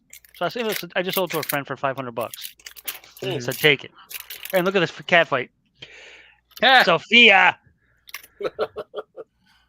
Grumpy old cat, you. Yeah, the black and white cat and the orange cat have been fighting since they were kittens. Oh, jeez. They're almost 10 now, almost 9 now, rather. They've been doing it for their entire lives. Well, usually when I go into Florida, I fly into Sanford. It's just so much easier for me. I fly into Sanford, I get a rental car, and I just go, from there usually. But when I go to Key West, I fly into Miami. It's just easier to fly into Miami, get a rental car. Yeah. I made the mistake. God, I can't remember. I wish I could remember what the hotel was called that I stayed the first time I went into Miami. My flight got delayed, which is the only reason I stayed in Miami. My flight got delayed, and the hotel looked nice on the website when I got there. Oh my God, I didn't stay there. Yeah. I was like, nope. Yep. It was the middle of the night. Misleading. If it doesn't say Hilton or Sheraton, I'm not staying there. Yeah, no kidding. I was like, holy crap. But normally I fly in during the day, and then I can get the rental car and just drive, right then, the same day. Right. I never stay in Miami usually, but I had to once because the flight got delayed. Oh my gosh, that was sketchy. Yeah. How long of a drive is Miami to Key from to Key 3 West hours. to Miami? About 3 hours, yeah. Yeah, roughly. But I'm telling you, it's worth the drive. God, I can't remember. So there's a diner. Well, it's not really a diner; it's a restaurant. The best thing about Miami is maybe about an hour in. They have dollars all over the walls, taped all over the walls. Well, there's a lot of restaurants that way. Yeah, there is a lot. There was one. God, I can't remember what it was called, but they had amazing food. Hang on a second, I'm gonna look it up. That's one. They do have great coffee down in Miami. I went to some random coffee shop when I was. I went down there for Magic back when I was actually playing competitive Magic. Yeah, Cuban coffee and stuff like that. Awesome. It was like I can't remember if it was Cuban or Honduran or what it was, but it wasn't. Cuban it wasn't coffee. American. Cuban coffee, man. A little shot of it. Get you going. Javier, you know about them. Yeah. Well, I got stories about that. Well, see, my grandmother and I are both like our coffee black and strong. Yeah, I like cream and sugar. And my aunt, like you said, what is wrong with you? Her drink coffee, the way you God can see through it. You can see through it. My grandma once called that dirty dishwater. Beans. Hey, Cat. Oh yeah, chocolate covered espresso. I enjoy cigars. There was a lovely Cuban family that had a cigar shop in St. Pete's that we used to go to. They've closed now. It's called the House of Cigars. But he actually would roll the cigars. He rolled the cigars for generals, and so he had you could walk in and there would be I don't know, I can't know any of the name, but Mark Clark. He was a World War II general. Say he was still alive, and he would order cigars from this guy, and there was a wall, and it would show a picture of him, and him meeting the cigar maker, and then the cigar that he made specifically for that. You could buy them, and they were very inexpensive, right? With their name, isn't it? But good. Yeah. But really, really, really, really good. Yeah, there was a place in St. Augustine, actually, a couple of them, cigar shops in St. Augustine. Don't ask me the names; I don't remember. I just know they're inside. One of those little shopping building things, and they do the hand rolled cigars. Yeah. And the last time I went there, I want to say about 6-7 months ago. I can't remember how long ago. Unfortunately, they weren't shut down, but they were closed for the day. Right. And so I missed out on some good cigars. Oh well. Because unfortunately in Canada everything's regulated when it comes to cigars. So I bet everything's regulated. U.S. here too. Well, they recently put a law in place that you're not allowed to have any designs on your cigar packaging. So all cigars are now sold in, I shit you not, space gray, Ziploc bags. So how are you supposed to know what brand is what? You don't. It literally says Monte Cristo in black text on a gray, space gray. How am I get my Gurkhas and my Cohibas here in New York, they're considering banning any flavored tobaccos. Well, they did that in Canada years ago. You can't get any flavored tobacco. here in New York. New York, they do all kinds of crazy Javier, shit. is that an 8088 you're working on? Like an old school We were just talking about that. No, I'm talking about that's a Franklin. It's a Franklin. Oh, it's Franklin. Okay. Franklin can count by twos and tie his shoes. So is that an Apple II clone? Yep. Okay. Oh, that's pretty cool. Yeah, I lend a chip to Joe, and he just returned it because he had a little machine that he can clone these dials, I think it is. Okay, yeah. So he cloned it, and now he sent it back, and I'm putting it back. I'm gonna test it. Let's see if it works. Are you sure he sent you back the original and not? That's what I'm gonna find out. He wouldn't do that, would he? Never trust Joe. No, I don't trust him as far as I can throw him. I'm telling you. Oh yeah, so if you guys hadn't noticed, we're at a different angle tonight than the normal head on. Are we on the iMac? No, I can't use that because that is for work only. But what I decided to do, the best way to do it is put the iMac in the middle. Use those two monitors for the Mac. Oh, nice. And then do that because I'm on my Mac. I'm gonna be working on my Mac for 10 hours a day. Yeah. So it makes sense to have it right in the middle. And the actual my Mac Mini is over here now. Okay. There. And technically speaking, they have their wires crossed a little bit there, because when they first going through regular orientation, not training orientation, but regular orientation, just meet the company orientation, they're like, you can't have any other computers in the room or any other technology, yada yada yada yada yada. Like nothing that can record, pick up things and stuff, because Apple's privacy we don't want to know what happens in those trainings. And so, but then we get into training orientation. They're like, oh yeah, you can have computers in your room, you just you can't have them on. And then, and I go back through some of my old photos of my nerd cave when I worked for Apple before, and I remember that never being an issue before. Cats being in the room, I had to get special permission to have the cats in the room. Damn. I got that granted. I told my cats are not going anywhere. And then I had in the old days, I had the Mac set up here, monitors here, 6 monitors here, more computers over here. Back like in my old NASA days. Now, are they worried that your cats are agents for Samsung? That's right. No, they're worried more about when you're being on a phone call and then the cat going meow while you're on the phone call and the customer realizing that you're working from home. That might diffuse the situation. See, that's the thing. I'm like, most people don't care about work from home anymore, especially after COVID. Yeah, exactly. Why would they care that I'm working from home? Oh, because of privacy rules, we don't want them to worry about their personal identifiable information, their PII. I'm like, dude, Cat's not going to make copies. You're Apple. I don't deal with billing, so I don't deal with credit card information. Yeah. All I do is your Apple IDs. Yes, that's your gateway to everything Apple, quote unquote.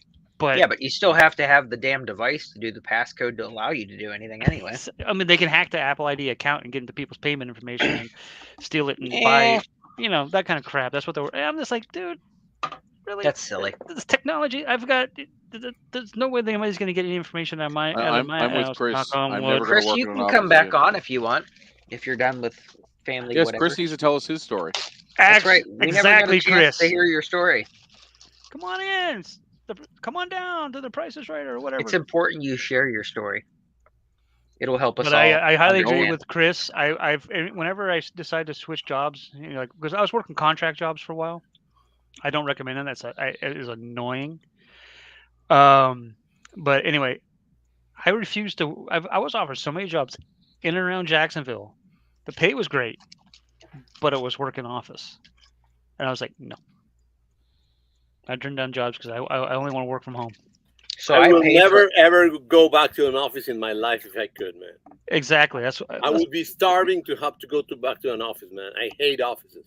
I pay for office space, like in a building, and it's quite a substantial amount of space. But I mean, I go there maybe once a week, if that.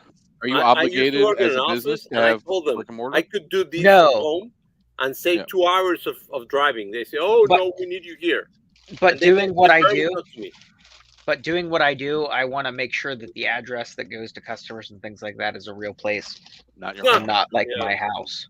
Yeah, something separate is separated. Yeah, you gotta have that kind of separation, and you don't want to use a PO box. But also, certain business customers, like they will have an audit, like they want to come to your business. Yeah. So it's easy to have it already ready, good to go. Yeah. So if I have to have meetings, for that kind of thing, there and clean it up and dust it up and stuff. Exactly. But yeah, like I'm sure you must have it. You must have it down there. We have it here, but you can we have places you can go rent a boardroom when you need it. Oh sure, yeah. You can go to a local Dunkin' Donuts. I have an actual big office suite. Like we've got conference rooms and all kinds of crap. Yeah, Jason, nobody's there. I don't think I'm taking my multi-million-dollar customer to Tim Hortons or Dunkin' Donuts. Okay, Starbucks then. Don't make fun of Tim Hortons. Tim Hortons. A lot of ours closed. Yeah, because they expanded too much and they.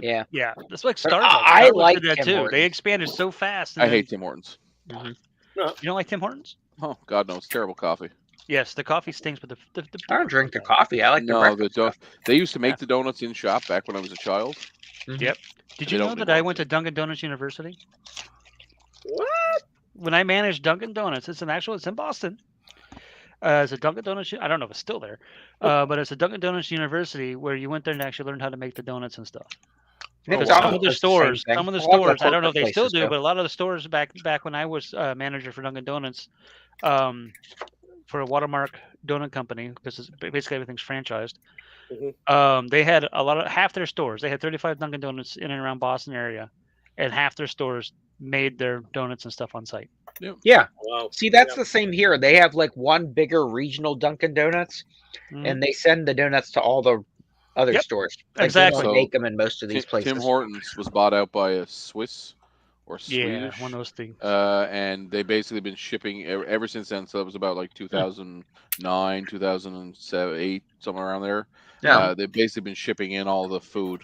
They bake like the muffins and stuff on site, but like donuts and stuff might be decorated on site, but they're definitely not cooked on site. Or if they are, they're literally warmed. There it is. They're warmed they're frozen and they're warmed. I like that. That's a nice keyboard. That is a nice keyboard.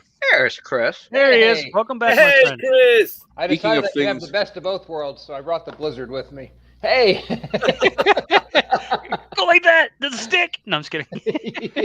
So, Chris, we've been asking everybody this evening to tell us their background, their history, what got you in. How'd you get into computers? Yeah. Who is your dad and what does he do?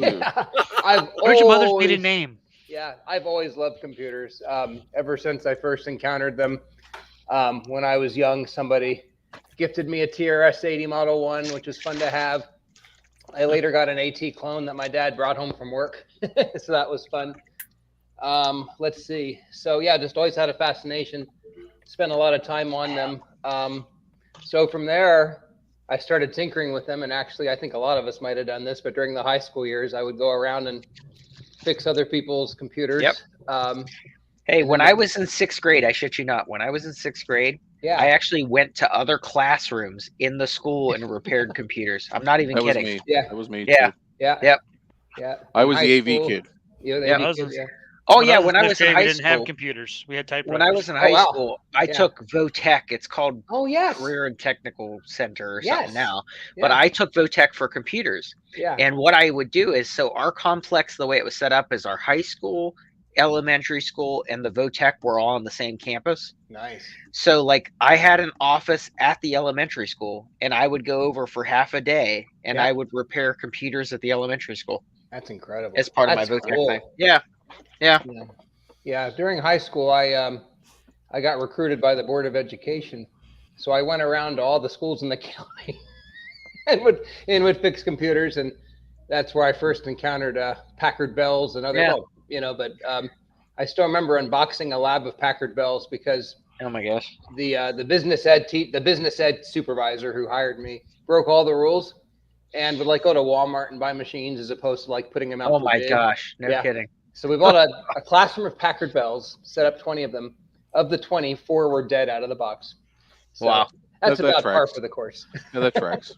I remember we had guys that were similar that worked for our Board of Education. Yeah. But they were 2 Novell guys, and they would go and work on all the network servers and do updates at all the schools. Yeah.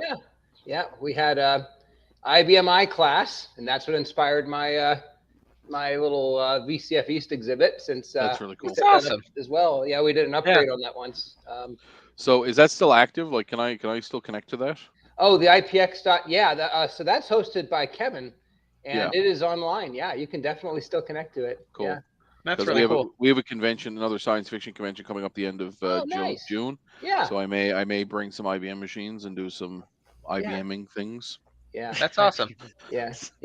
So for RetroTech, I don't know, maybe 15 years ago, I set up a virtual machine with Windows 3.1, and I thought, oh, that's kind of cool. And then I talk a little bit about this in my 486 DX4 video, but I met up with I met David, David Murray's channel. I found him. I think he did a video on like how do 8-bit sprites work or something, right? And so I saw that video. I'm like, well, that's kind of cool. And then I was living in Dallas at the time. So he said, hey, we're having a meetup in Dallas, and they have regular meetups at the Dallas Makerspace, which is actually one of the coolest makerspaces I've ever been to. It's pretty nice. So he's like, folks should come to it. I'm like, I'm going to go to this. I'm like, what am I doing? I've never done anything like this. This is like weird. Now, of course, I go to all the VCFs, but it's like even do that for an afternoon was very out of character for me. So I went there. I met Rob Ivy, the Obsolete Geek, met some others. Cool. I promise there's a point to this story, but anyway, joined the DFW Retro Computing Facebook group. And a couple years later, we're just casual talking. Rob Ivy posted a 486 DX4 that he had built from computer reset parts. And I commented on it. I said, that's really cool. So he Facebook messaged me and he goes, do you want me to build you one? I'm like, oh. Okay. So lo and behold, is my first retro Is the Pope computer. Catholic? What's that? I said, is the Pope Catholic? Yeah, right. Well, up until that point, I hadn't really, gotten much into it. But yeah, so here it is. That's this awesome. is a landmark machine, which sits by the desk and will always sit by the desk. A little 4060 X4100 with a segmented display. Kind of fun. Yeah. Does it have a megahertz display? Nice. Did you say that? Yeah, it's a segmented display. It does have one? Okay. Yeah. So that was the first one. And I think the second one I found on Facebook actually I bought before this one even got here. And then from there, I started sharing little clips here and there on like some of the Facebook groups, and people are like, "You should start a YouTube channel." I'm like, okay, and yeah, I did that for a little while, and it's there. Yeah, we got a 486 coming from eBay here in a little bit, actually. I got a 486 board here. The start of my 486 build. Sean Action Retro sent it to me. Yeah, nice. Yep. Very cool. So we got to find you a case and everything. Yep. Yeah. Does that have a Dallas clock on it? I couldn't tell. It has AMI BIOS. Okay. Let me see. Where am I looking? Jet Key V5.0 fastest keyboard BIOS. Nice. You need what was I was taking apart the other day? Something I was taking apart had a Dallas clock, but it was socketed. Oh, that's good if it's socketed. Best thing in the world. Yeah, I have a soldered one on one of my boards. Does this have the Visa Local Bus? It looks to be Visa That's Local what Bus. the Browns are, right? You just need. So what you need for that? Dun dun fancy dancy caching controller. Yes. And if not this one, then maybe this one. I'm on Enhanced IDE. Yeah, these are I'm gonna find one of these that works, that does what I want. This one doesn't do. So what does it not do that you want it to do? Doesn't do CD-ROM. He said. CD-ROM drives. This one does, but I powered it up, and one of the tantalums went up in smoke. So, and Chris doesn't solder, so why not? Frank, fix it. This all goes back to the beginning. I was gonna say, come on, sell it to me. Sell it to me. Well, had I known at the time that you had a Visa Local Bus motherboard, I would. So I thought back to it. I'm like, well, who has a Visa Local Bus motherboard? Well, the person who built the identical system that I have down here for me 5 years ago. So I sent the board to Rob. It should be there tomorrow. Wait, recap it. What was the board? So it's a Promise. Oh, so the board in my system is an Asus Visa Local Bus, but this card here was a Promise enhanced. Oh, glare, goodness! It's and it's not just off of Javier's head; it's off the box. But it's an enhanced IDE caching controller card, basically. So yeah. Oh, nice God. Game port, serial port. Because a lot of times these caching controller cards are just the IDE and a floppy. This has got, it's pretty loaded, so it's kind of neat. But hang on, I'd show you the card, but it's not here right now. It's on its way to Texas. Promise Fast Track 66 IDE RAID controller. Oh, Promise EIDE 4030 Plus. And Drake is asking, Will, are you doing ROM sim programming? Yes. Nice. Yes. I'm not seeing one on eBay at 4030. A fellow Canadian. Hello, Drake. Yeah. So hey, Benny. So Frank, I very much enjoy your rap. Yeah. I will tell you this. Sorry, I don't have the stream. My screens are on different things, but let me get back to the video. Yeah, okay. Now I can see. Now I can read. Yeah, finding a Visa Local Bus caching controller card is not easy. And if you do find them, they're not cheap. So, but this one, I found this today. Actually, going to be sending this one back, but it doesn't. Nice. So, what do you have there? Ooh, it's a GTX. No, sorry, it's a 7600 GT. So my question is I think this is the PC version, but it's exactly the same as the Mac version. Like it's made by Asus, I think. Yeah, Asus made. So I'm wondering, can this be turned into an Apple? You might be able to flash it. You could probably flash it, I bet. Yeah. Huh. I'm wondering if it's possible. Excuse me. Because other than that, it's completely useless. I have no real use for it. And I have here somewhere, I don't know if it's in the safe or in my drawer here, I have a flash drive that has the actual flashing utility where you load the ROM onto it, and then you can flash the card for because I used it for my 5.1. I flashed a couple video cards to work with it. Okay, cool. Nice. So yeah, it was actually very straightforward. It was really easy to do it. So how do you do it? Is it sort of like a plug it in and turn it on and just wait?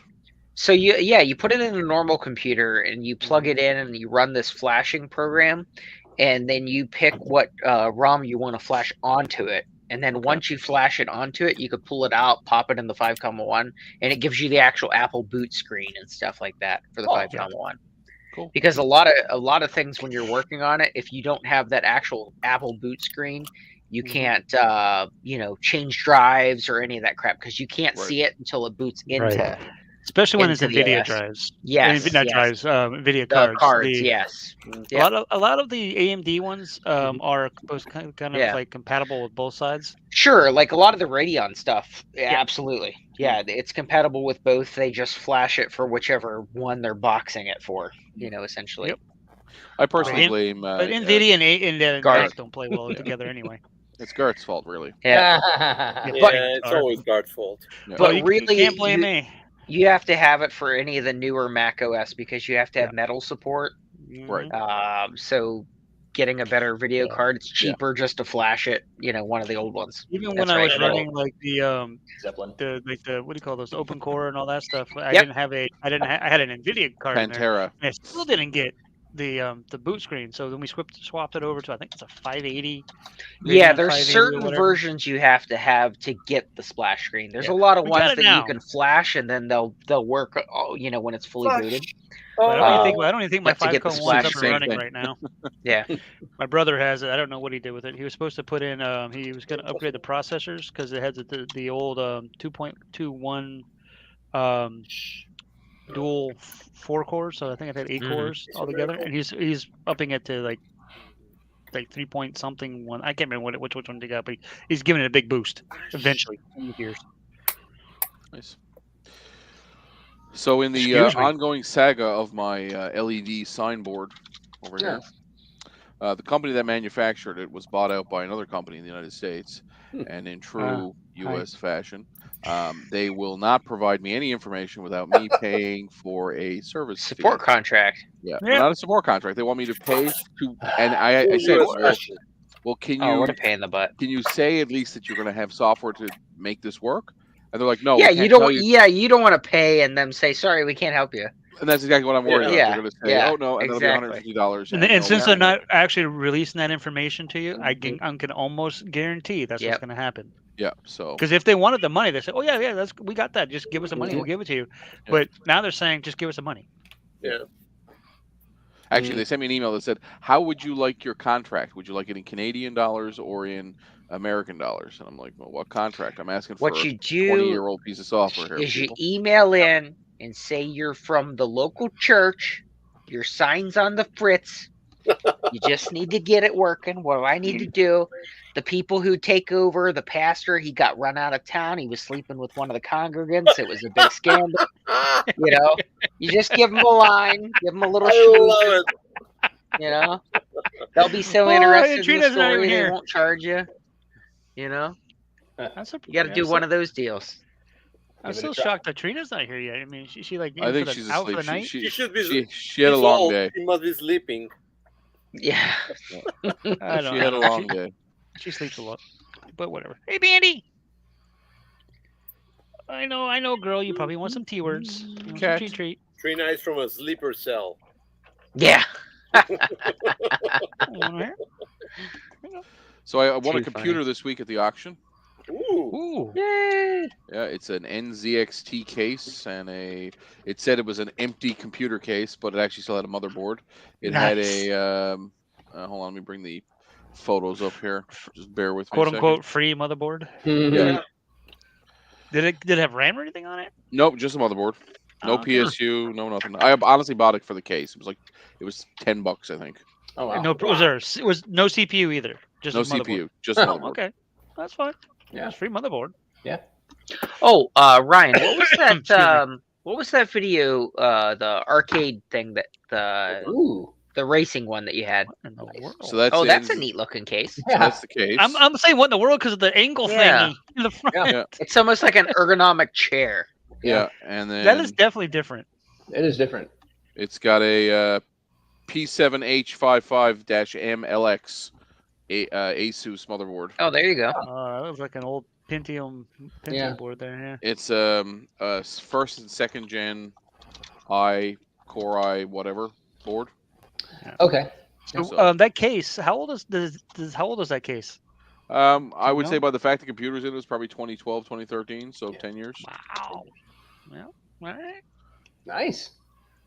It So looks, I was it's just definitely planning- different. So you got to go different. Yeah. What was that racing arcade machine? The board that you said you had. Oh, Rally X. Okay, so this is the one that the arcade cabinet that I've got coming tomorrow. Yeah. It's the Great 1,000 Mile Race. Oh, okay. That's what it's called. And who Haven't heard makes of it? that one. Let's see. Sega. See, Ryan bought Kaneko? Ryan bought an arcade cabinet. So Frank had to Kaneko? buy an arcade cabinet. Okay. Yeah, it's Kaneko. Okay. Eco. So Yeah, 1994. Huh. Racing horizontal standard resolution 94. color. Yeah, it's pretty. That's pretty old. so that might actually be a PC in there. It's possible. In 94, it could also be an Amiga, but Now, it let's could see also what be it a PC. says here. Hey, either way, it's something Um, to tinker with, right? Well, Yeah. when we went to look at the local, if you want to call him, arcade repair guy, he owned a bunch of different businesses, but he owned one that sold pinball machines and arcade machines and serviced them. He machines. retired years ago, but he had a bunch of buildings. Anyway, we were out in one of the buildings looking at arcade cabinets, and they were all kind of dingy and gross. And I picked up one. I think I paid $150 for an arcade cabinet, which seemed like Wow. a fairly good deal at the time. Yeah. I got Red Alert, which is like a Missile Command type Yes. clone. Wow. And my buddy Matt, he got Commando. Nice. And we didn't realize until after we left, or till we got there, we had already picked out ours, and there was a Dungeon Siege. It wasn't Dungeon Siege. What was the name of it? Dragon's Lair, No, it wasn't a dragon. No, Jesus, if it was a Dragon's Lair, I would Yeah. have killed somebody. right? What the hell was it called? Anyway, it was like a really obscure but very, very valuable arcade cabinet. Went out like a day. Went out like an hour after we got there, and we just didn't even notice it. And then the worst part, there was a bank heist or bank. Huh. Apparently, it's also a really famous arcade cabinet. It was there in the corner. Everybody ignored it. Jeez. Huh. But it was No, the these most are like valuable you're one. talking like full size cabinets, like Yeah. when you go to an arcade and. Oh, okay. Yep. And then, so it turns out that he's got more cabinets in another building. So we're kind of biding our time waiting. But we ended up finding about 75% of Definitely a a trash PC. 80. Oh wow. No kidding. So I have 4 sets of discs, like floppy disks with controller cables and stuff for TSR 80 and or TRS 80, and a cover for a keyboard and some other peripheral. I don't remember what it is, but he said there's definitely one in the building. So we spent 2 or 3 hours digging through this building trying to find it. Damn. We found everything but. Jesus. So and it's the holy grail for me because I have a Commodore PET, I have an Apple II. Yeah. I need a Trash 80 because Trash 80. that's the that's the original 3, right? That's the Yeah. Father, Yeah. Son, and Holy I've Spirit. been trying to right? get a hold of one too. Yeah. I got one I don't coming care tomorrow. what it is. It can be a Model 4, it can be a Model 1, it can be a Model 2. No, I I want don't a Model care. 3. Or Oh, Model 3. great. Like I don't care. Yeah. I just want one. I bought a ton of stuff from Sloopy Malibu, and he's bringing it up to me tomorrow. Oh, He's nice. driving up from Maryland. Yeah. Sloopy. But this is so I found a working good board on eBay for $60. 1,000 Mile Rally Race. So this is what the actual board looks like. Okay, because these are the boards I have. There somewhere and all that stuff. Hang on, let's see. Let me take off the Oh, guys, first off, presenting. There you go. very It's gonna be important. So. Pirated copy of Windows XP. Oh yeah, everybody's I've got one. I've got it in Everybody's case you got one. need it. It's I think also my brother's Service got Pack an 2. original copy. Service Pack 2, even better. on a vibrant blue verbatim CD-ROM. Who was it that was installing Windows 7 on something the other day?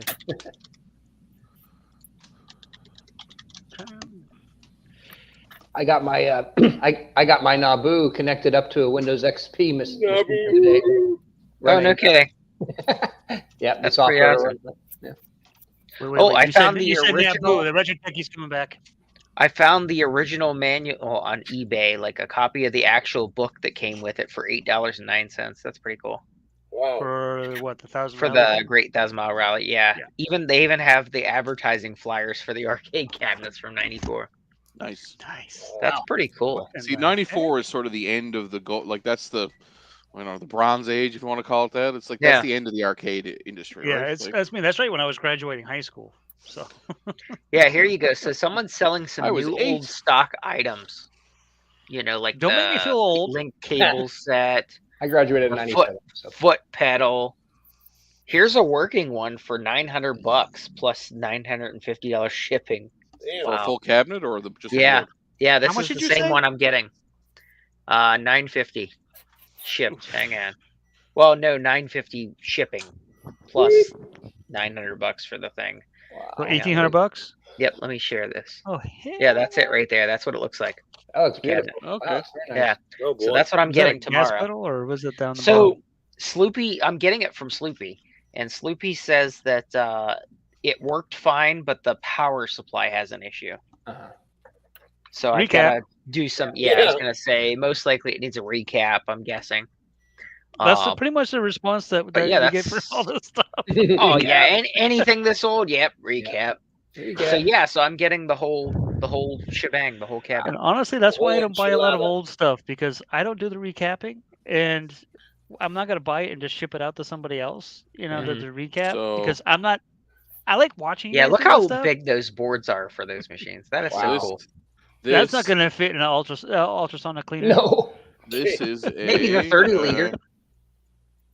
This is. It says it somewhere. Hold on, I gotta find it now. Yeah, the one that you were showing Frank earlier. That the bad boy Dusty. You're gonna need a cleaning. Yeah. It's Atari, 1982. I think this is Space Invaders. Ooh. Oh, that's one awesome. of my favorite games. Yes. That's a good one. When you guys are talking about all these things that you're looking for, like you were saying that place you went to that had all the different game stuff, I was like, say Galaga. Well, that's what we're hoping, because basically he brought us the warehouse we were looking at was like the shittier warehouse where all the garbage went. So I'm hoping the other warehouse is actually going to have like the good stuff in it, which is not going to cost me, and all that stuff. Yeah. God, which is not going to cost me like $10 or $100. I'm probably going to spend $500 on a machine. I actually got a Galaga cabinet. No kidding. There you go. There's a guy near me that's got a couple of cabinets. Look at his cabinet, Frank. There you go. Oh, that's cool. That's all you need. That's really neat. I just found a guy nearby that has a 1980 Centipede arcade game, fully working condition, but he wants $2,000. Wow. That's the going rate for them. This is what I can especially afford. if it's fully working, it's in good condition. Those things I know ain't for a cheap. You're not fact gonna find them it anymore. said what this was somewhere along the edge, or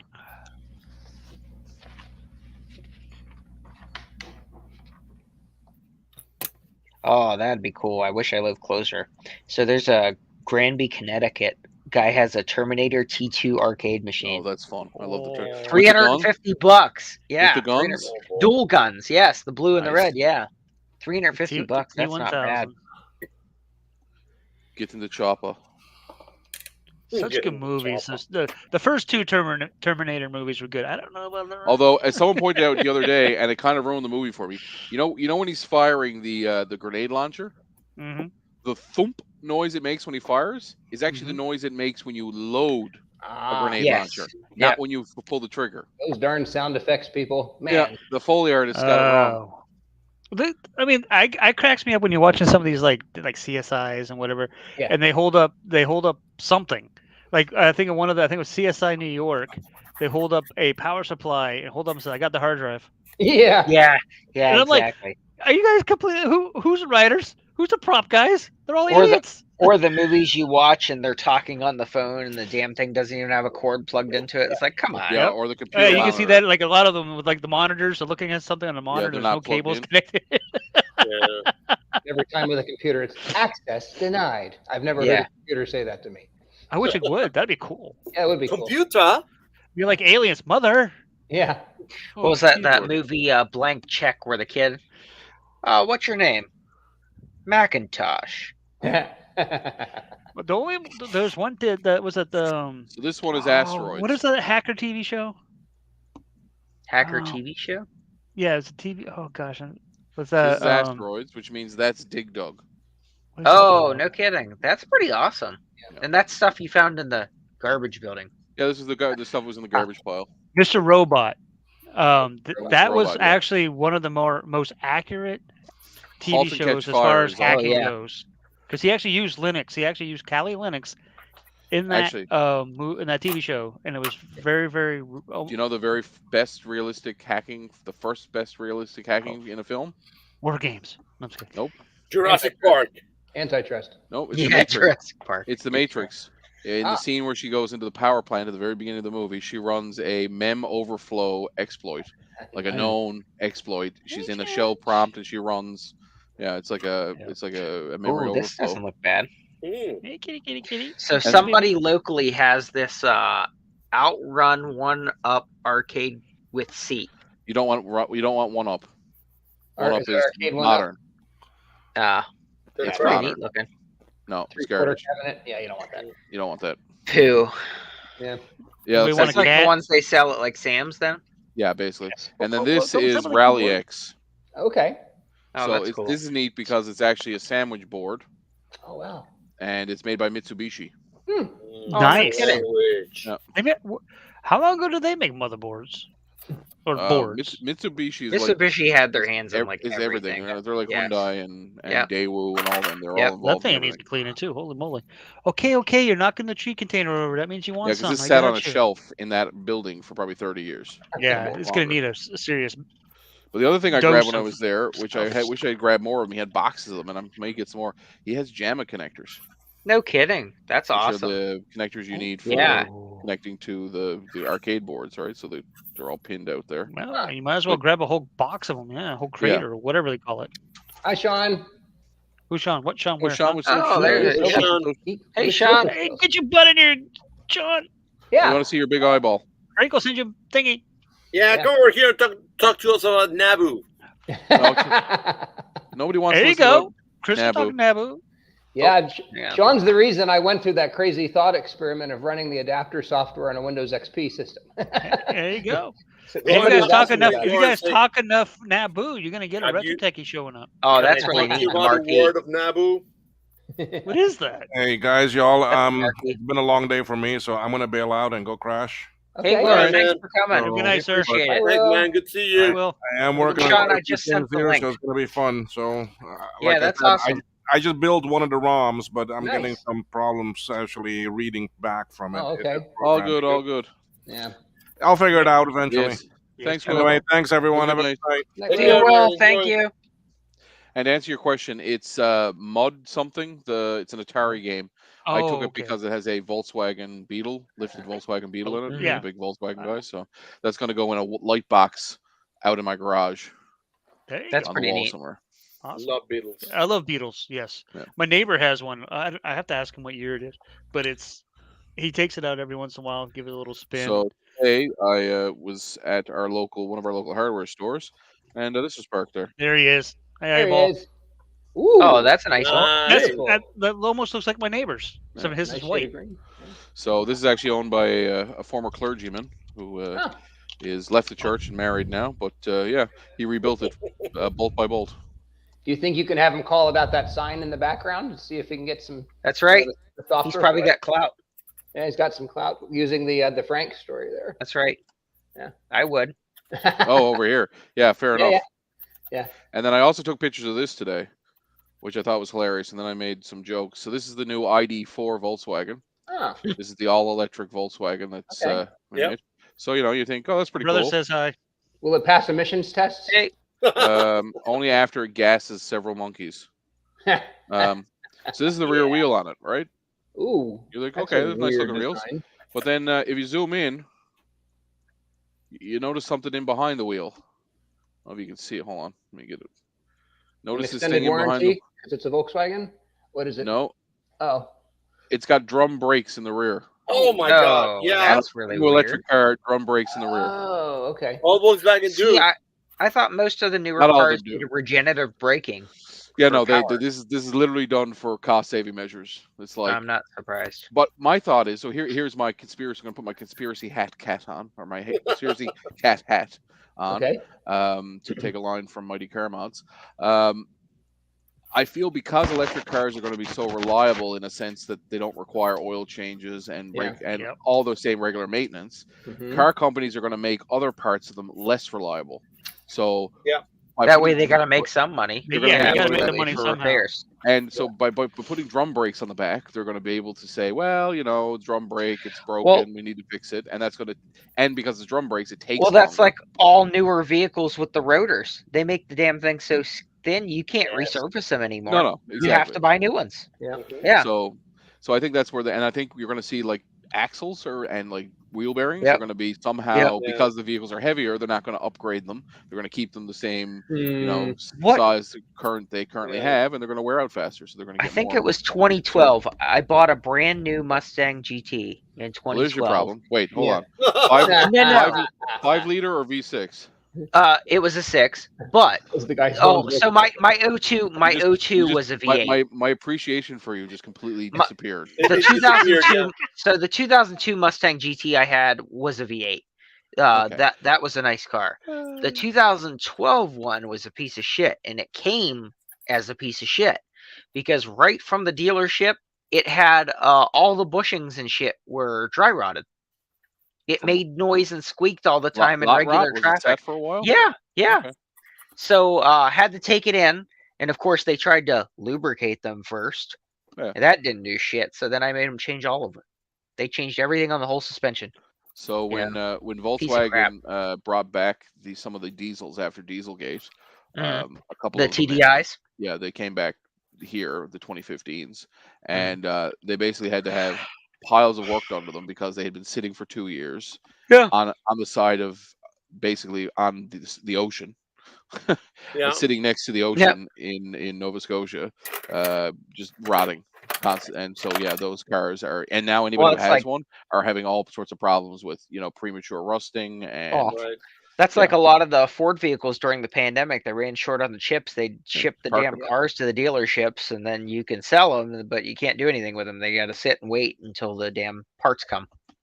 So Frank, your problem, Frank, with the brakes is you need to stop driving them like you stole them and not wear them out. Oh, well, that's not any fun. You gotta wear the brakes and tires fast. That's exactly the opposite of what you want to do. See, if you don't use your brakes, they rot faster. Well, I got rid of it anyway because you can only drive it like 4 months out of the year. Because down in West Virginia, like it snows a shit ton. So like you can't drive it anywhere. You're never gonna go anywhere because everything's uphill, downhill, uphill, downhill. So you can't drive it. Well, it's not necessarily the snow; it's the hills. You're not going to get traction to get up and down the hills. You're going to go up the hills with a big grinning smile on your face, and you're not going to see the tree that kills you. Yeah, because you're going to go back. I'm just going to get sunny bonoed. Yeah, it's going to be fine. Right into that tree. Yeah. That's why rear-wheel drive cars are better. Is because you don't see the tree that's going to kill you. Where front-wheel drive cars, you do. I was thinking about this the other day. What cars, granted there aren't many sedans left, that are there any that are rear-wheel drive? I was just going to ask that. Do they even make rear-wheel drive cars anymore? BMW still makes them. The Mustang is still made one. Who was the second one you said? The Mustang. The Mustang's still rear-wheel. Okay. Yeah. The Charger and the Challenger still are available. Maybe not this year, but last year they were still available. I was wondering about those. Almost everything's front wheel anymore. But even like the cop cars and automatic, like the new Ford Interceptor, which they're gone now. They're only doing the Explorer Interceptor now. So there will be no more cop cars. They're cop SUVs. But what was so neat about the last batch Ford made, like when they did that Ford Taurus SHO. Yeah. It missed a compression stroke on purpose to build up combustion, so that the fucker was faster. Like that was just cool engineering. But it was an interesting concept. Yeah. Those were rear-wheel drive? No, they weren't. That's what I'm saying. They even those were front-wheel drive or all-wheel drive. They weren't rear-wheel drive. Yeah. The last Ford. No, but it was neat. I mean, they were neat. And in fairness too, all pickup trucks are still rear-wheel drive. except for the Lightning and the Maverick. The Lightning. And the I Ranger. watched Kuvi's video on that. I think Kuvi did a video on that. The Maverick that we have is all-wheel drive. So here's my prop. Well, we were talking about the Lightning. So I pulled up next to a Lightning today. Yeah. And like, okay, cool, you bought an electric car. That's neat. But they're worse than fucking vegans. And people who do CrossFit. The whole thing was wrapped in a big thing. This is an electric car. So I've got an idea. I'm going to get a gigantic, this is a diesel sticker, and stick it right on the side of my Touareg. And have like pictures of smoke and like people choking. Because like people, who cares what your car is? You spend $120,000 on a pickup truck with lithium and cobalt from mines in Africa that are killing children that had to be shipped halfway across the world. It's more, but it's more environmental. Pull Pucky. Thank you. You need to find something you can keep in your vehicle that like can drain batteries quickly. You know, like when you're sitting in traffic, EMP pulse like from a suborbital nuclear explosion. That screws up your vehicle too, because there's so much electrical shit in cars now. Yeah. Not my old mechanical diesels. They just keep running. It'd be something cool that you can do just to drain battery. Yeah, well, that's magnetism or something. Here's my other little story. So, in St. John's, which I'm sure is much like other places in the world, we have townhouses. You know, houses that have parking. So I live in a townhouse. And these guys are going to be the, you know, they might not have a parking spot. They might have to park on the street. Right. But these tend to be where the granolas live. Yes. Crunchy people. Yeah, we call that. Yep. We have that term. So they want charging stations now installed in the sidewalks. I was a kid once. We all were kids once. Yeah, no. It's 12 o'clock at night. You've had a few beer. You're walking up from downtown, which is our bar area. Kids have beers. Well, yeah, if you're like, well, sorry, in Canada, if you're 19, you're still a kid. I'm learning a lot tonight. This is good. You're going to come up from downtown. What's the first thing you're going to do if you walk up a street and there's like 60 cars that are plugged in and it's like unplug them? Yeah, pretty much. Right. So this, I can't wait for that. I just can't, because we've had it already happen once in Canada. My neighbor, where they had a snowstorm and a power outage, and the Teslas literally blocked the highway. See, I just think it's a weird concept, the electric charging anyway, because, you know, let's say you buy into the whole concept, you get an electric vehicle. I'm driving somewhere. Let's say I'm even going somewhere just a couple hours away. And you need to plug in part of the way there because it tells you what your next stop is, you know, to fill. Yep. With a normal car, you could just stop at the gas station. You're in and out in less than 5 minutes, and you're on the road. Right. Yes. Well, now you got to plan in these 20 to 30 minute. I don't know what the hell do you do while you're charging your car? A place to plug in. Yeah, what do you do while you're charging your car? And that's and what happens if there's 6 chargers and they're all in use? Economy? Why do you hate the people? Or your redneck that disconnects it. Yeah, I just think it's the whole thing stupid because like if you go to a place like where the hell did I drive? I drove toward Albany and I went to pick up a 6200 that I bought from a guy. Yeah. Over toward Albany, and like I'm meeting the guy at a grocery store parking lot, and all the charger things are full. And I saw some other rednecks go over and ask the guy how it works and all this other stuff.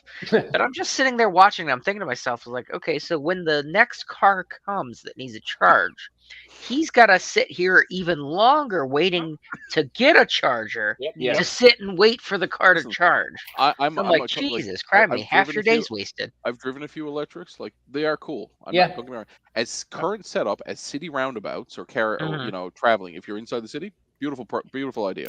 Work great. Oh, sure, like in town. But if you're gonna drive anywhere with the damn thing, you gotta plan half a day extra for charging. You know, and that's why I appreciate about the hybrids. The hybrids, you can still put a little bit of gas in there. That's where I like the idea. The plug-in hybrid is the appropriate vehicle for now. My brother drives a Prius, but it's not a plug-in kind. No, it actually charges with the brakes. The brakes. Regenerative braking. So that concept is amazing because he gets insane amount of gas, well, quote unquote gas mileage because of the he does have to fill it up every 3 weeks or whatever. And he drives 2 hours a day to and from work. Yep. And it's amazing car. Very, very nice. And if I was ever to get electric, quote unquote, I would do a hybrid. I wouldn't do full electric because, like you said, it's just a pain in the booty boo. Well, yeah, I mean, God forbid you get stuck somewhere. You know, I'd rather have the gas to be able to use it. Exactly. I kind of have a theory about the current folks who own them. There's a lot of them in my neighborhood, but I kind of feel like to own an electric car, it's almost like it's a religion that you're a part of right now, because it's like being you have to make like so many concessions to own the damn thing. Yep, I agree. And like the people who talk to it will defend it to their death. Yeah. So my neighbor just bought. He just got rid of his gas-powered Jeep or whatever heck he had, and he's got a Leaf and some other fully electric thing. I don't know what it is. I think it's a Chevy of some sort, Volt or whatever heck it is.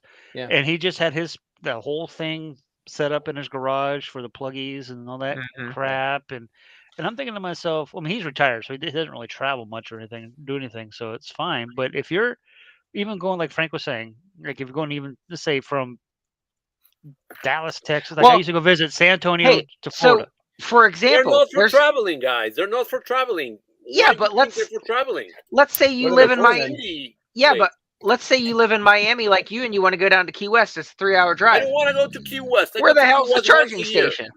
If I gotta go to Key West or Orlando, I rent a car. Hey, I've met a lot of people in Key West that are those kind of people who own the electric cars. They're just local. That makes sense. Actually, I was gonna buy an electric last year. Sure.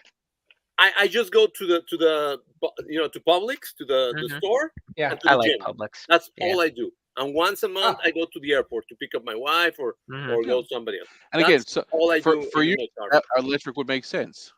Yep. For me to get off this island, it's 1,000 kilometers. But if I'm commuting, I would never buy an electric. Yeah. Exactly. Yeah. Well, who here in the stream owns a car that's 20 years old? All right. I'm raising my hand. Well, hold on. Okay. We have to raise them for all the cars that I own that are 20 years old? All right. So how long does a battery last on an electric car? Right now they have to be warranted for 8 years. We need Dave. Yeah. Dave is an expert at batteries. So after 8 years, these things are going to the freaking like the MacBooks. They created them to be replaceable. Oh yeah, they're like cell phones. They could make them to last forever. And this is my argument is basically Eric, I'm gonna send you the link. What we're trying to do is the new generation of youngsters, kids. They're always like, I got to get the new iPhone. I got to get the new iPhone. I got to get the new iPhone. Yep. But what are they going to be like when they get their license? I got to get the new Tesla. I got to get the new Tesla. I got to get the new Tesla. Oh, and I'm telling you, the Teslas, just in the last year, I have seen so many more Tesla cars in my area than I've ever seen. Full of ever. Yep, ever. Well, everybody sees it on the damn Instagram and whatever the things are. Yeah, everybody's got one, so now everybody has to have one. Yeah. But you think back to the early 2000s, so like 1998 to 2000, everybody in Hollywood bought a Prius. True. Everybody. Yep. Every one of them bought a Prius. Well, a Prius you can. I thought you were going to say like a. I thought you were going to say like a Honda Civic or a Lancer, Mitsubishi Lancer or something. No, they all bought Priuses, right? And then there was a huge increase in Prius. Prius was a great car. It still is. Yeah. Right. But my issue is that we're moving towards this new infrastructure requirement. So you have all this electricity that's going to be required, which for me in Newfoundland is not a big problem because we have this. Anyway, long story short, we spent way too much money on a hydroelectric dam in the north that's cost us, I think right now, every individual Newfoundlander owes about $35,000 to pay for this thing. It's a boondoggle is what it is. Anyway, it produces a lot of electricity that we have no use for right now. We can't sell it. We can't do anything with it. So for me, my electricity is coming from a green source. But down in the States, you guys are still burning coal, for Christ's sake. Well, yeah, it was really funny. We have a lot of coal power plants. Yeah, somebody did a clip when they were introducing the Volt, and it was the CEO of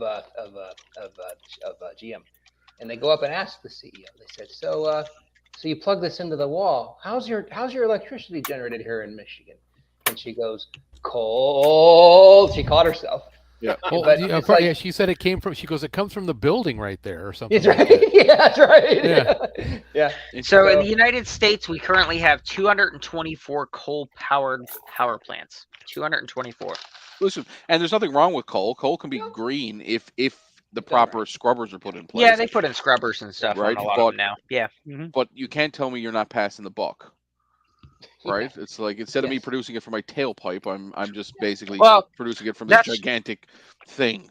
That's just like here in New York State. Yeah. The governor's trying to pass a law now that bans natural gas. You cannot build any new homes, any new construction that uses natural gas. Well, which is fine until your electricity fails. They're trying to go all electric. In California, they said they said all cars to be electric by like the year 2035, and the next month they had rolling blackouts. So New York State's the same way. Yeah, California's infrastructure cannot handle that kind of thing. No, especially during summer. It seems like whatever California does, New York State does afterwards. Oh, I see. So we do Canada the same. Does. We follow California pretty religiously. Yeah. Yeah, but New York doesn't get. I don't know. I don't know how hot it gets, but I mean, I don't know. Doesn't matter. You do the opposite. How cold does it get? Yeah, true. I really do. So after the whole Enron thing, I'm 100% firm believer that California has enough power to supply California, but it's 100% man-made problems of why they don't. Yeah. Yep. Yes. Yeah, it's infrastructure. It's the way it's designed. That's the same thing with you guys had a really nice nuclear power plant that worked just fine there in California, and we're going to shut it down. Yeah, we shut down. What the hell's going to replace that power generation? We shut down 3 Mile Island because it's too expensive to make nuclear power. So they shut it down to do cheaper alternatives. Where they're either going to do wind or they're going to do solar. Or coal. Well, I'll tell you. So nearby here, do coal because there's for the last 6 years, there's been these those giant wind turbine things. Yeah. They have not moved at all since they were installed. Not once. Yeah, never. The cost to make those and how long they last. I don't know if this is true or not, but I've heard that they're actually very bad for the environment. Yeah. Also, you can't recycle the blades. They have to be buried.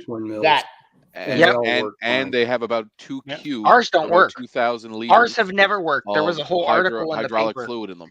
Yeah, there was a whole article in the paper not long ago so about when it. They fail spectacularly. They were installed almost 8 years ago, and they have never moved, not one bit. They take pictures of mismanagement, not. Yep, they've never it's moved. California. It is mismanagement. They whole installed infrastructure tons of them. Yeah. Well, let's see if all talk at the same time and figure out what's going on. What did you say? I couldn't hear you. You're talking over me. You gotta read the closed captioning. See, only people that have faces are allowed to talk here. Oh.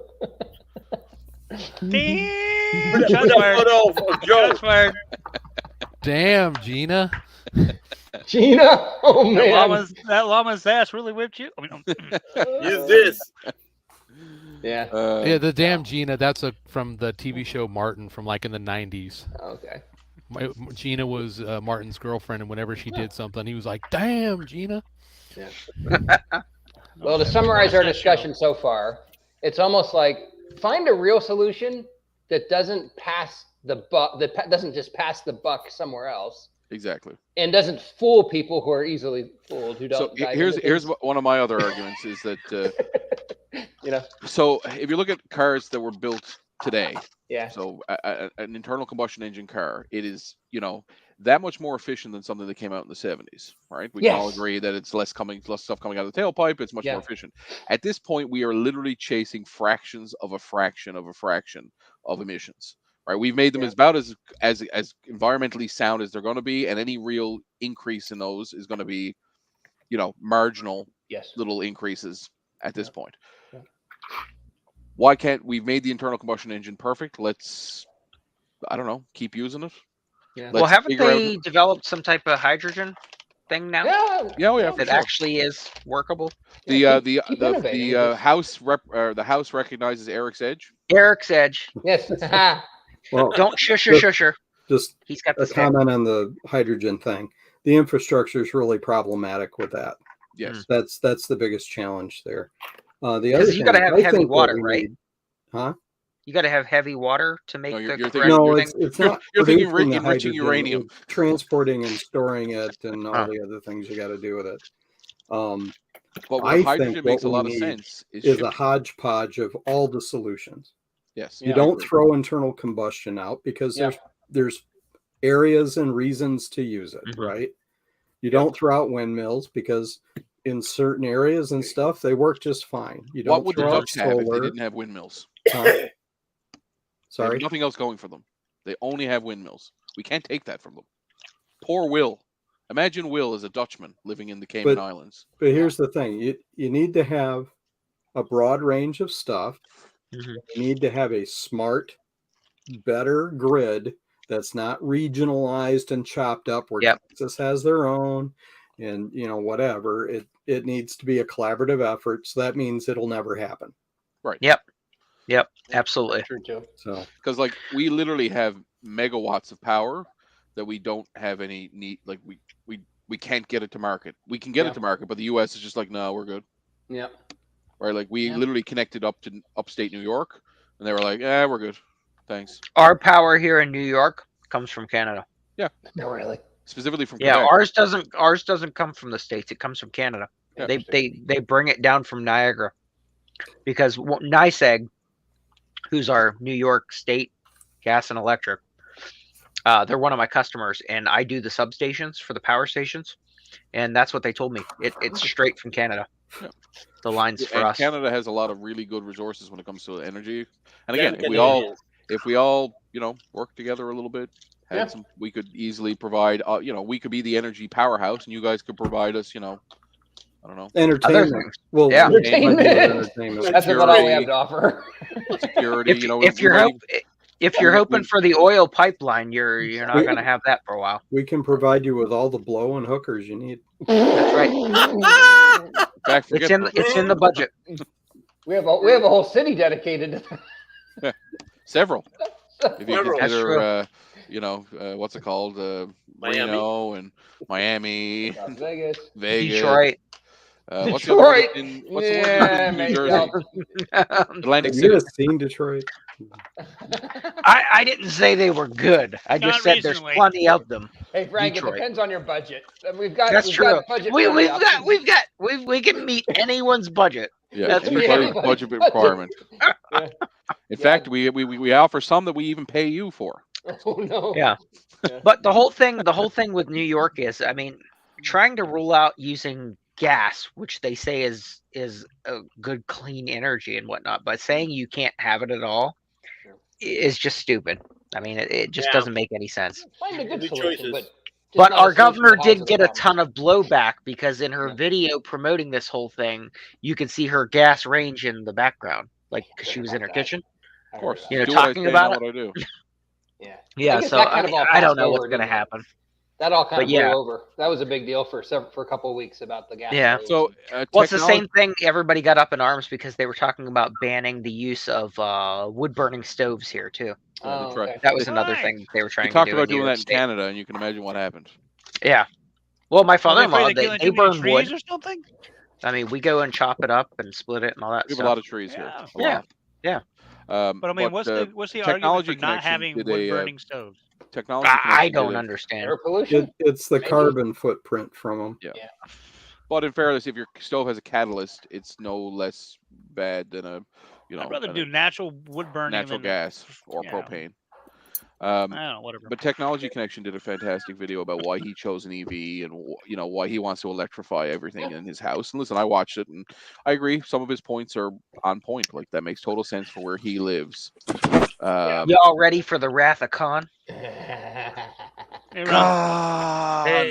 the thing that gets me with the lack of wood burning stoves is like in some places, like especially Maine and stuff. Wintertime and stuff when the power goes out, you need that wood burning stove to survive. Right? Yeah. Yeah. My heat in my house is all electric. So when the power goes out, it only happens once or twice a year. But just what you I'm said. glad I have a wood stove.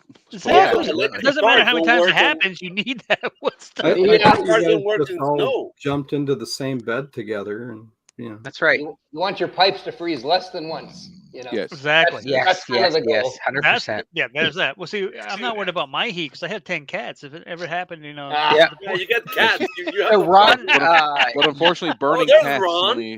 Not burning cats, snuggling cats. Ron's just now joining us. So he's hiding right now. Look at him. We tried to brainstorm and we were trying to figure out what's the oldest form of technology we can come up with, and it's fire.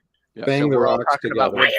Fire is newer. Fire exists in the natural world, so it's not really technology. So I would say that probably rubbing two sticks together. to make fire? Like weapons. Well, we're starting fires with reefus, so Yes. That'll happen. Yes. One reef at a time. That's right. So what's Ron up to? Actually, Ron, we've asked everybody except for Geeks with Social Skills and Eric. And said Eric, himself. What's going on, guys? You're too silent. How did you actually get into computers and what made you interested in computers? Yeah, like what was the first? Not necessarily vintage or retro. Yeah, what was just the first computers in general? The first bit of crack you tasted for computers, Who are you asking? Me or anybody? Any Eric, Ron, whoever. One at a time. Ron answer first. Yep. Climb inside them. So I just got in them. Oh. Pulled the cover off. What, like a bandsaw? You cut it in half and climbed inside? It was like a real Lion the Witch in the Wardrobe kind of thing. Okay. Super Narnia 64. Super Narnia. I just picture Super Narnia Brothers. The Family Guy Star Trek episode where it's like, oh, we got to cut into this bandsaw and crawl inside to stay warm, and they come out the next day and there's like a Holiday Inn right next to where they were. Oh, we could have stayed there. Oh no. That's right. The Holiday Inn smelled worse. Yeah, probably smelled worse. Yeah, probably.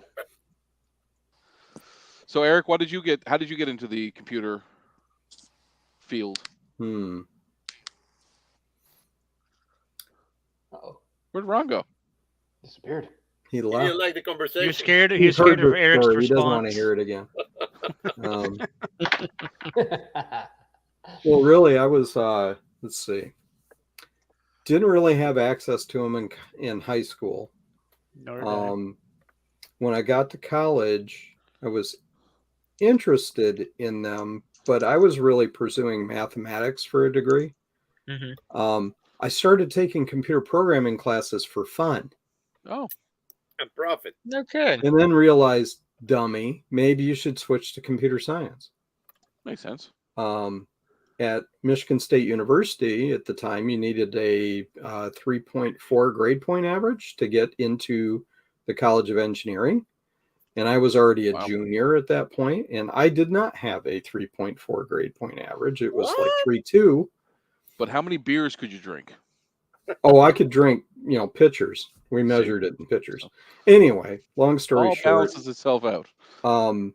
I switched colleges and went to a smaller one at Northern, up in the Upper Peninsula of Michigan. Yeah. Instead of having 500 people in a class, I had 65 people in the degree program. My grade point shot up to like a 3.8. Wow. So it was just, good. I went to too big a school. Cool. It's amazing how a simple thing as getting a instructor's attention, so to speak. Well, not only that, I didn't have to get their attention. They would come to me. They would come to me and say, I noticed you were struggling with this. Come to my office now. Right. Sure. Yeah. You can't do that with 500 people. Now with 3. After they beat it into me for an hour, I'd be like, oh, I get it. I mean, I needed that level of help, honestly. So do a lot of people. Yeah. So that's how I got into it.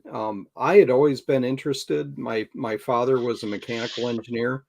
Whenever he got a hold of something like a programmable calculator or something like that, I'd beg him to let me use it in the mid 70s, and he wouldn't because it's expensive, right? You break it. But I subscribed to Popular Electronics. Couldn't afford to do anything in any of it, but I read the articles.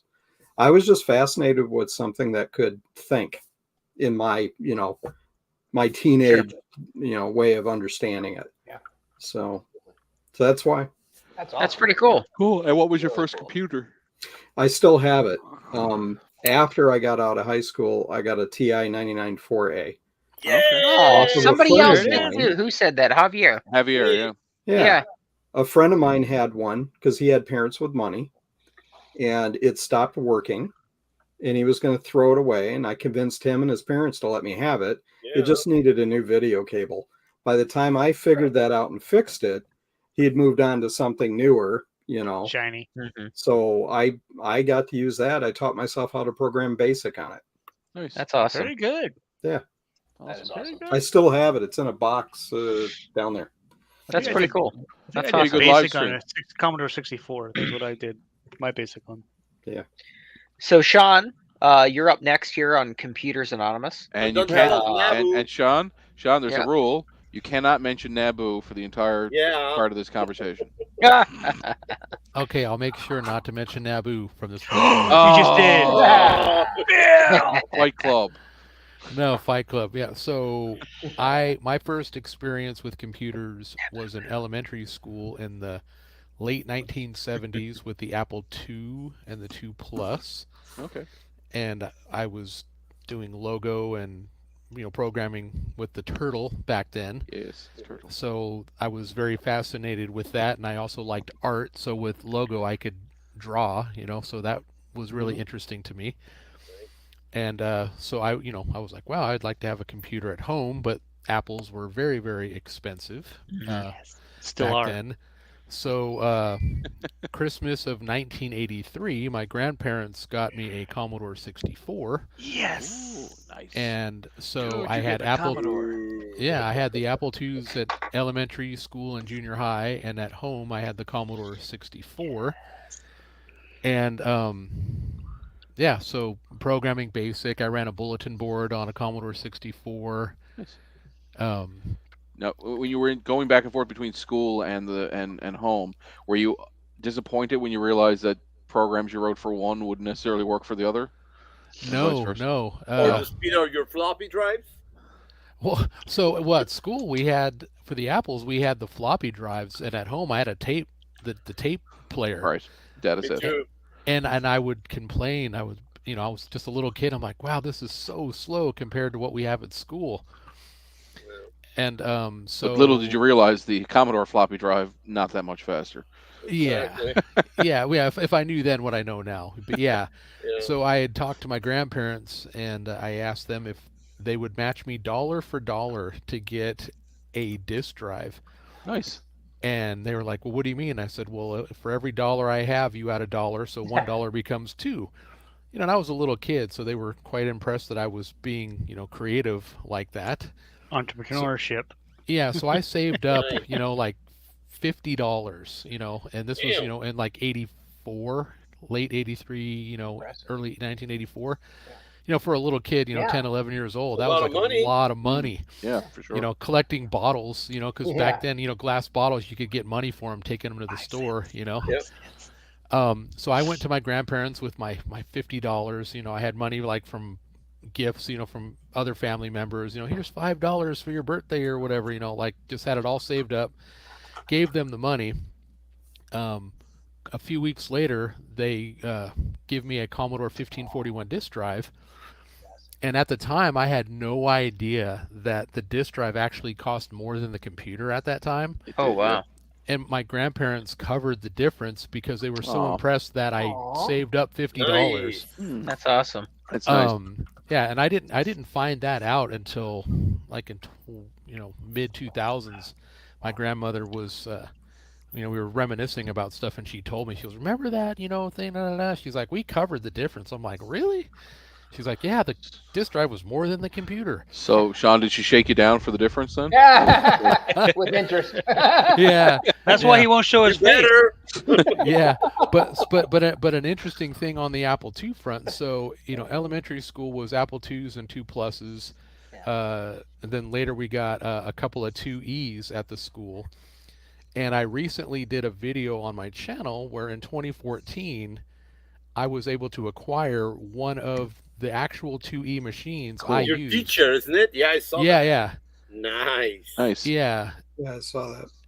And yeah, so then of course, in the comments, I made sure not to, say the school or the teacher's name or whatever, and people were like, "Oh my gosh, you sold out your teacher!" I'm gonna tell. But yeah, sold out the principal. Yeah. Right. Yeah, so that's kind of cool. And then I still have my Commodore 64 from back then. So I have my original childhood Commodore 64 and one of the 2Es that I used back in the day. So that's pretty cool. But yeah, so doing awesome. Computers in elementary school, junior high, high school, and then I liked it so much. I've always worked with technology. I've worked for a couple of phone companies.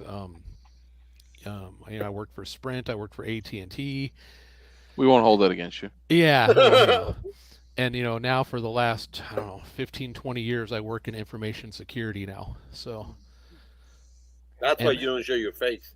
Yeah. No, that has nothing to do with it. I know. He just doesn't want to be recognized. See, what you don't realize is Sean's actually Ryan Reynolds. He has something to hide.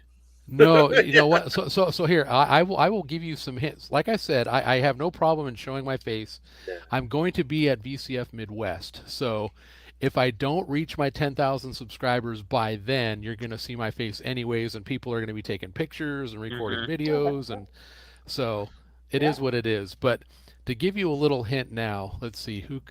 People say that I look like a couple of different people. I've been told I look like Donny Osmond or Jack Black. I can kind of see Donny. Two-Face, two different people. Yeah, so you're a little bit country or you're a little bit rock and roll? Rock and roll. All rock and roll. All rock and roll. At least you didn't say Ozzy Osbourne, so that's good. No. But I do like his music, including Black Sabbath. So that guy looks like Abraham Lincoln. What was that, Chris? Oh, I said that guy looks like Abraham Lincoln. No. cool top hat. The top hat, yeah, the top hat. Yeah, so that's my backstory on computers. So cool. Well, thank you for sharing. That's awesome. I encourage everybody, if you haven't done this, and I did this about a year and a half ago, and then in a video I did, write down your history of how you, kind of like we talked through it, write it down and put it somewhere. I did a little blog on my website, and then when I made my video about the DX4 that I showed earlier, I talked about the backstory. Just share with others, but definitely. Chris, here in the Universal Apple Life Church, we call that your testimony. I love it. I have a video. Share your story. I got a video in my channel about that. Good. The backstory and stuff like that. Yep. Fantastic. Good. Everything I did, yeah. Even better. Yeah, if you make a video about it, that's awesome. Yeah. I've been writing a book about my backstory. Great. Nice. Awesome. It's actually done, and I have a friend of mine that is a editor that's going through and not rewriting anything, but trimming out the fat, so to speak, because sometimes, I can just go on and on and on about stuff that isn't really important to the story. So that's a big help. I'm going to sound really professional in my book. Nice. Awesome. He's lying. He's just waiting on Oprah to sign off on it. So look under your. Well, what you're saying is your editor's editing. Got it. You get a Commodore. You get a Commodore. You get a Commodore. No, it'd be Naboo, wouldn't it? I want a Commodore. You get a Commodore. Yeah, well, the machine that I cannot say the name of because I've been banned from saying. Right. I actually spoke with James yesterday, the seller, and he is down to the last 160 complete in-box units. Yeah. Yeah, I saw you raise I really the got to price order up. one. That's why he's raising the price? Yep. Yeah, well, yeah, and he, whatever. I don't get anything out of it. I think even at the $100 price for what it is, Well, we were talking about that. That's what we were saying. I said he could have easily sold it for $300 easy. Right? Yeah. Like, yeah. The hype look at has something been so comparable. great that he could have sold it. Yeah, absolutely. What's the Japanese computer? An MXX? Like MSX. what do one of those sell for? Yeah. More than $100. Yeah. Exactly. Right. Yeah. Yep. Yeah. Name one old computer from the same era that's not more than $100. Oh gosh, yeah. Or that's especially new in box. Like really, yeah. Hey, Dave's Dave. here. Hey, Dave. Yes. Yeah, Dave, you missed it. We were talking about in? hybrids and batteries and stuff. I'll send you the link. And your love of cable internet. That's right. yes, and the power going out in California all the time. Yeah, That's true. Dave. You know the best thing to come out of California? An empty school bus.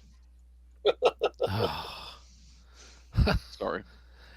But it's an old joke that we use. Happy cows come from California. Dead That's what I've cows come always from heard. Texas. I just bought some cable from California. Remember, Cable? loved meat tastes best. Some cable that somebody found in the woods near Dave's house. And they chopped it and chopped it. Yeah. Dave, that was 2 Sundays in a row Dave lost internet. Too Dave? soon, Huff. Too soon. And I know didn't how- hear what happened the second time. I don't know if it's the same situation where people were stealing the cable or what. It So, was. I heard about this new product, Dave. It's really neat. and you like electric stuff, like hybrids. So there's this fella, I'm trying to remember his name. He's got a weird name. He also owns a social media platform. Oh, 4 Sundays. Holy cow. Oh, right. Elon Musk. Yeah. I don't know if you know him, but he has this Starlink. It's this like satellite internet. Yeah. And if somebody cuts the internet on the ground, it doesn't get affected. It doesn't get affected. It's a good system. Unless you have like a storm. And honestly, if you, oh my gosh, can you remember the early satellite television, like Prime Star and stuff, where you had to go out in the wintertime and, well, Brush maybe it not off. you in Miami, Not but me, you had to brush the stupid snow off the thing, or every time you had a heavy rain, it was out. Storm The satellite dish itself was as big as a house. Yeah. Oh my gosh, yeah. Oh, Well, yeah. in Miami, they have to go out and scrape the bird poop off. Yeah. Yeah. Or New York City, all the pigeons. Yeah. All the pigeon poop. Do people still have DirecTV and Dish? I guess they do. I mean, I would assume so. We don't. Yeah, my brother-in-law still has the. Is it I think cable TV in general is going to be. I mean, it's got to be in a certain age bracket now that has it. Yeah. Yes. Right, like actually, we cut we our have Comcast now. We cut I think we had satellite because I got such a good deal on it. Yeah. We had satellite TV for like a year, Mhm. And that was the last time we actually. Dave, we sent you the link to the stream, by the way, on Discord. Sounds like Dave says yes, DirecTV. So there you go. The demographic, Dave. Yeah, with satellite TV, when it first came out, like in, I don't know, 98, 99, 2000, something like that, I switched from cable to satellite, and I couldn't believe how the picture looked so much better. Yeah. Oh my gosh, I know, right? Yeah, but then, like you said, when the weather would go bad, or if the wind blew and you didn't have the dish tightened down too well, it would knock out of alignment. I'm surprised how badly satellite works in Canada. Do you remember the original satellite boxes where you had the actual receiver, but then you had the extra boxes to fine tune and repoint the satellite too? Yes. I don't mind. Oh my gosh! You had the big one, the big dish. The the giant one. Yeah, the one that's big as a friggin' house. Yep. Now, do you guys remember? Do you guys remember the DirecTV boxes, and then they had the little card? Yes. And you had to go get that. Yes. Like, to get the programming. Yeah. Yes. Yep. Yep. They had the old card. Days. Oh, reminiscing about vintage. And that's the only thing they really wanted back whenever you switched service was they just wanted you to mail the card back. They didn't give a crap about the receiver. And I had DirecTV Latin America. Yeah. Okay. Because I bought a receiver in Latin America, brought it to Miami, and just a bigger dish, and I could get all the programming. No kidding. No way. That's so neat. Wait, Javier, you're Latin American? Can you believe it? But you got to point it down because it was just really Zoe. Go to the Latin American area, and Miami was just like in the edge of the of the cycle. So, do you guys have like Sirius or XM radio? Like Oh yeah. Remember that too? Yeah. Well, it's still a thing. Like my sister and brother-in-law, they have it. Yeah. My father-in-law has it in his truck, the Sirius XM. But here in Newfoundland, because of the angle, it's terrible. Like you drive behind a tree and it's like, nope, it's gone. Drive under a bridge and it cuts out. Yeah, but nowadays most cars have Bluetooth and you just connect your iPhone or whatever to stream whatever you want. Well, look at you, young guy, Jason. You know, old guy like me. I still listen to terrestrial radio. Get off my lawn. Funny story. So the 2022 Ford Maverick that we bought, we were on a list because they were already sold out and they did pre-sales and all this other stuff. The dealership called me and says, "Hey, you're not going to believe it. We have one in. If you want it, it's yours. I have you on my list." The guy that ordered it in came to pick it up, and it didn't have satellite radio, so he didn't want it. Wow. And I'm like, "Are you kidding?" He goes, "No, seriously." So I put insurance on it. I said, "Okay, give me the VIN number." I put insurance on it. I sent him a copy of the thing. I said, "I'm on my way right now." That guy came while I was driving there, and they told him, "Sorry, it's already gone," because they tried to tell him you can hook your cell phone up to it and play whatever you want on the cell phone. They know, but he didn't want to do that. So finally, he changed his mind and was coming back to get it, but already sold. Sorry, someone's on the way to get it. You got lucky. He who hesitates is lost. Exactly, but I couldn't believe he wasn't going to take the vehicle just because it didn't have satellite radio. But do you know that trucks are some of the only things that still have big AM antennas on them? Almost all the F-150s still have a full whip mast antenna, and it's because it's for farmers and AM radio. But so, like in our local market, because of the cost of everything, they shuttered 2 AM stations in the last year. Wow. Because of the cost of repairing equipment, replacing things, it wasn't feasible because they weren't playing separate broadcasting anyway. No. They were mirroring other stations, right? So, but playing it on AM. Yeah. So they just said it was too expensive for repairs for the equipment and stuff. So they just shuttered the things. They kept the licensing. But it just wasn't making any money for them. I envision in the next 20 or 30 years that AM is going to disappear and the spectrum is going to be most likely. That band is going to go towards some bidder who's going to buy it and use it up. For sure. I was thinking that the government was just going to make it public and make it part of a new, terrestrial public for different devices. And make it somebody will grab it. It's going to be a new radio station. Are you kidding? Yeah. They'll sell it. The new radio station. It's going to be NABU. Yeah, we see it happen with NABU radio. We saw it happen with FTP sites too, when Chrome just allowed it. FTP sites disappeared. Yep. There just aren't that many of them left.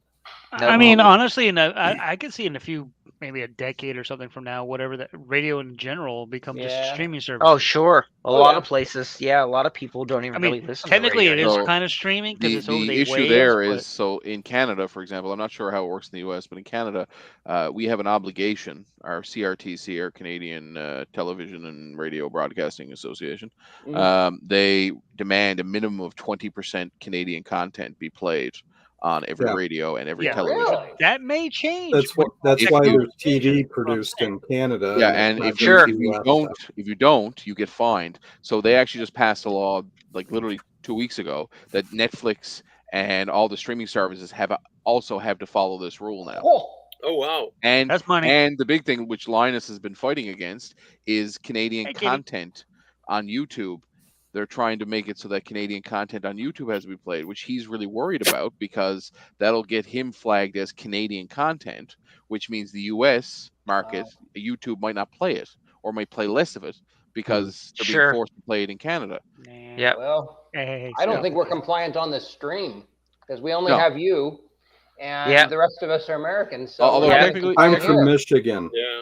Drake's is Canadian, and Eric is pretty much Canadian by proxy. So, but Drake doesn't count because he's not on here live. He was in the chat, so that's like chat 50%. doesn't count. I have a Canadian grandmother on my. Did you see that Linus actually stepped down as CEO? Yeah, we figured that was happening. That was going to happen. Yep, right? He's going to be some creative visionary. He's the visionary head basically of he's still going to be making the videos and doing all that stuff.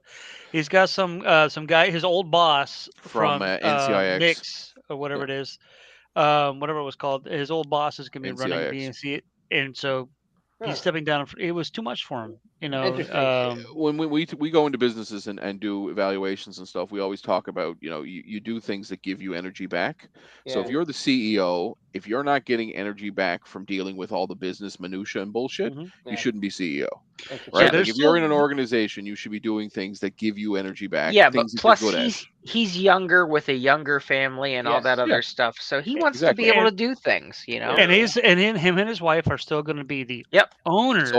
They're just not going to be they announced runners. The offer they got. They got a really $100 million.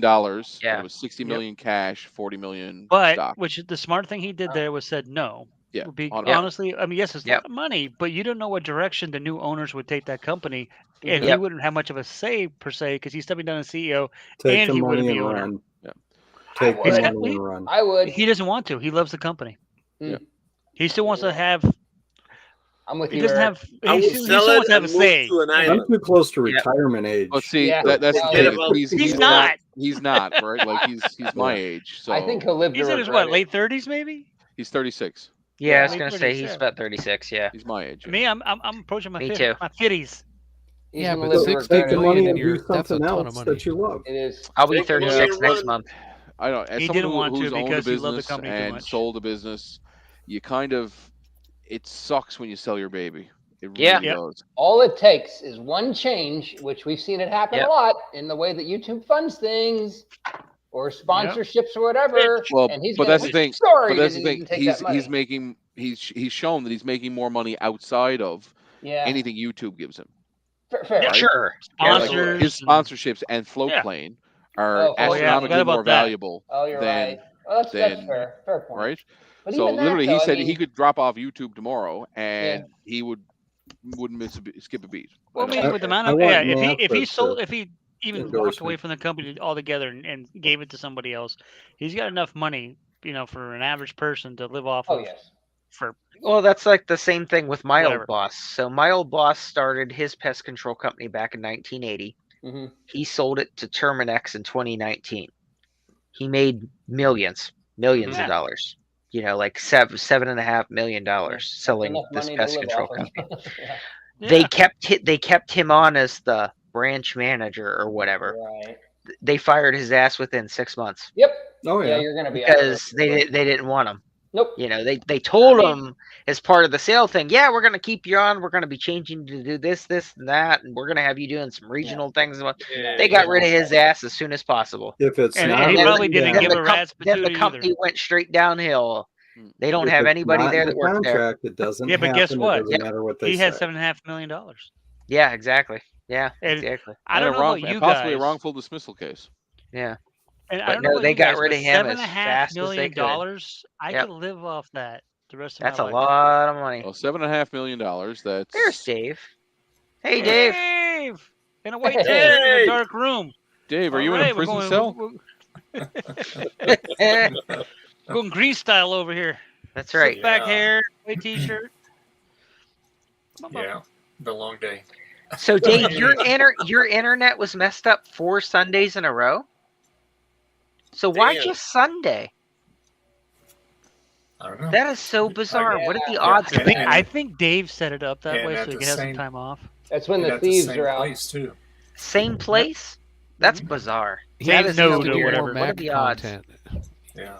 It's because he's not doing enough Mac content. That's right. Apple That's focusing too much on Apple. You're in California. This show, it's everything content. Apple's content. That's a beautiful of You his just show. need more of this.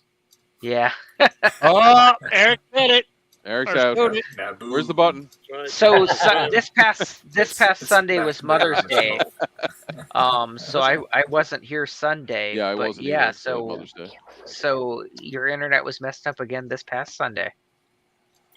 Well, no, this Sunday when I streamed. Mm-hmm. Saturday night it went out.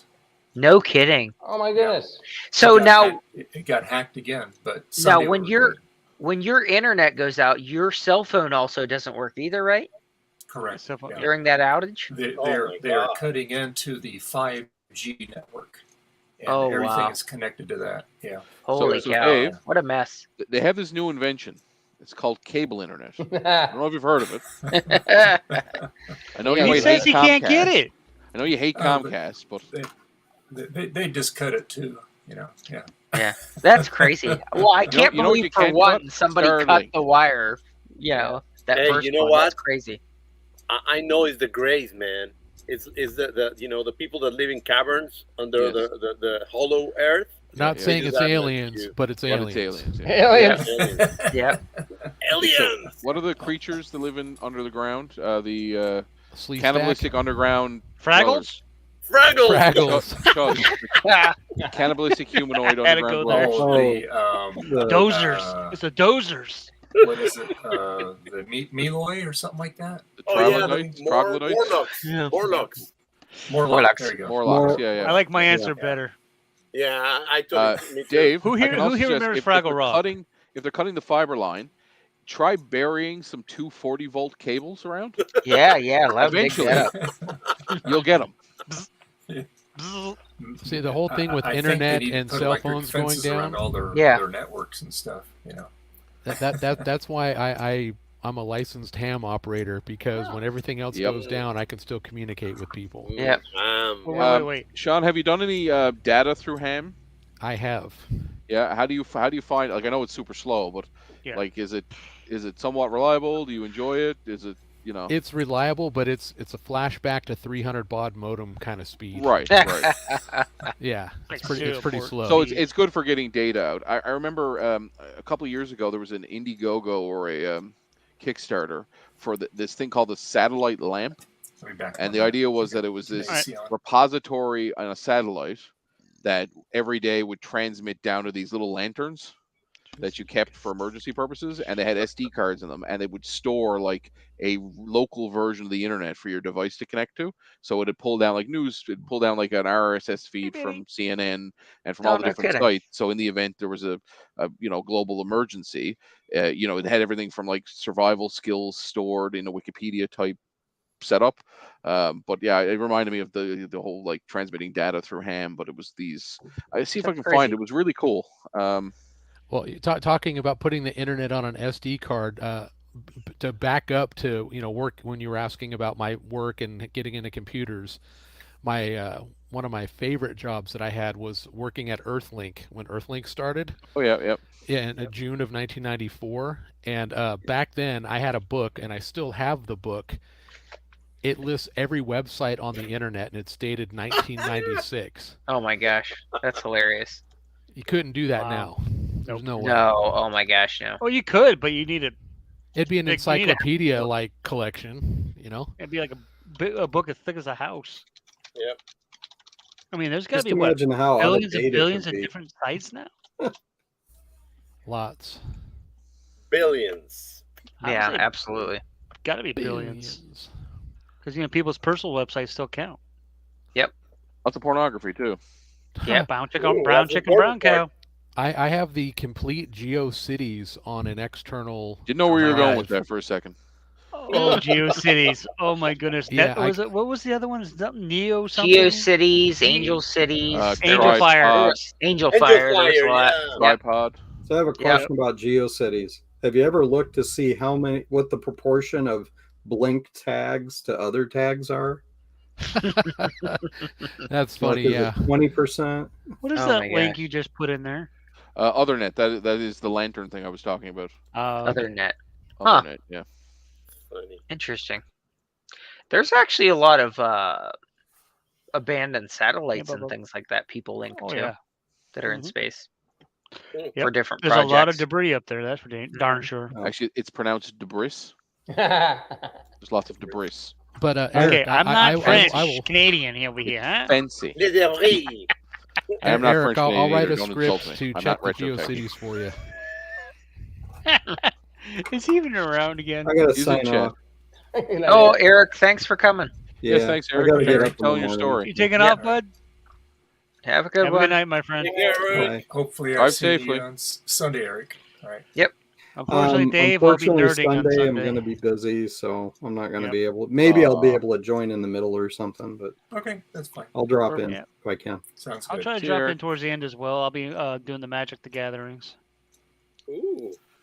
I was unable to go last week, which I was on your stream. So yeah, and now that it's getting warmer, everybody's got things going on. Yeah. Well, I like now that I'm working again and I'm working from home. I want to get out of the house a little bit. Can I stream live from mowing my backyard? Absolutely. Yeah, why not? I guess you could. Jay, the House of Moth, he filmed he streamed a bird feeder or something? Huh. Yeah. Hey, I've done sourdough starter, so go for it. And we watched it rise, and we actually commented on how far it was going. Yeah. I would live stream me working on my Touareg, but I feel like the cursing would probably be pretty intense. It's your stream, whether or not you're monetized or not, and your cursing is up to you. Yeah. Yep. Eric, I want to see you stream playing your guitar that's hiding out in the back. Yeah, I was going to say. Yeah. Bass Give me back about 20 years to learn. No, I can't. These don't work. I built it so I could learn to play, and it's too painful. Eric's blues. Well, then don't do that. Eric sings the blues. Let's call it. That's right. Oh, God, no. My Naboo won't start. You don't want to. I got the old Naboo blues. I got my wife just said, "Please, no, don't ask him to sing." What she's really saying is, don't quit your day job, right? Yeah, that's right. No, she said, "Hell no, please don't let him." So basically, what she's saying is, who played that? Let them play it. Yeah, exactly. So, Eric's going to play a solo that we can't hear him. Show you how it works. Other than that, that's all I can do. All right, guys. Hey, that's hilarious. Maybe tomorrow I'm gonna stream. I got awesome. new stuff that I got to show. Okay. Okay, cool. All right, I Is got to it run, joysticks? guys. Have a good one, Javier. Take Thank care, you for guys. Thanks for coming. joining. Thanks for hanging out. Take care. And Trina is still not awake. I know she's lazy. And then there was 6. Yeah. Okay, Hey. Frank, what happened last week? You have to tell us because we couldn't find you. Oh, okay. Now, Frank, remember, hold on. I'm going to preface this as you're not actual lawyer. Yeah. Anything you say on here is live and on the internet. It could be used in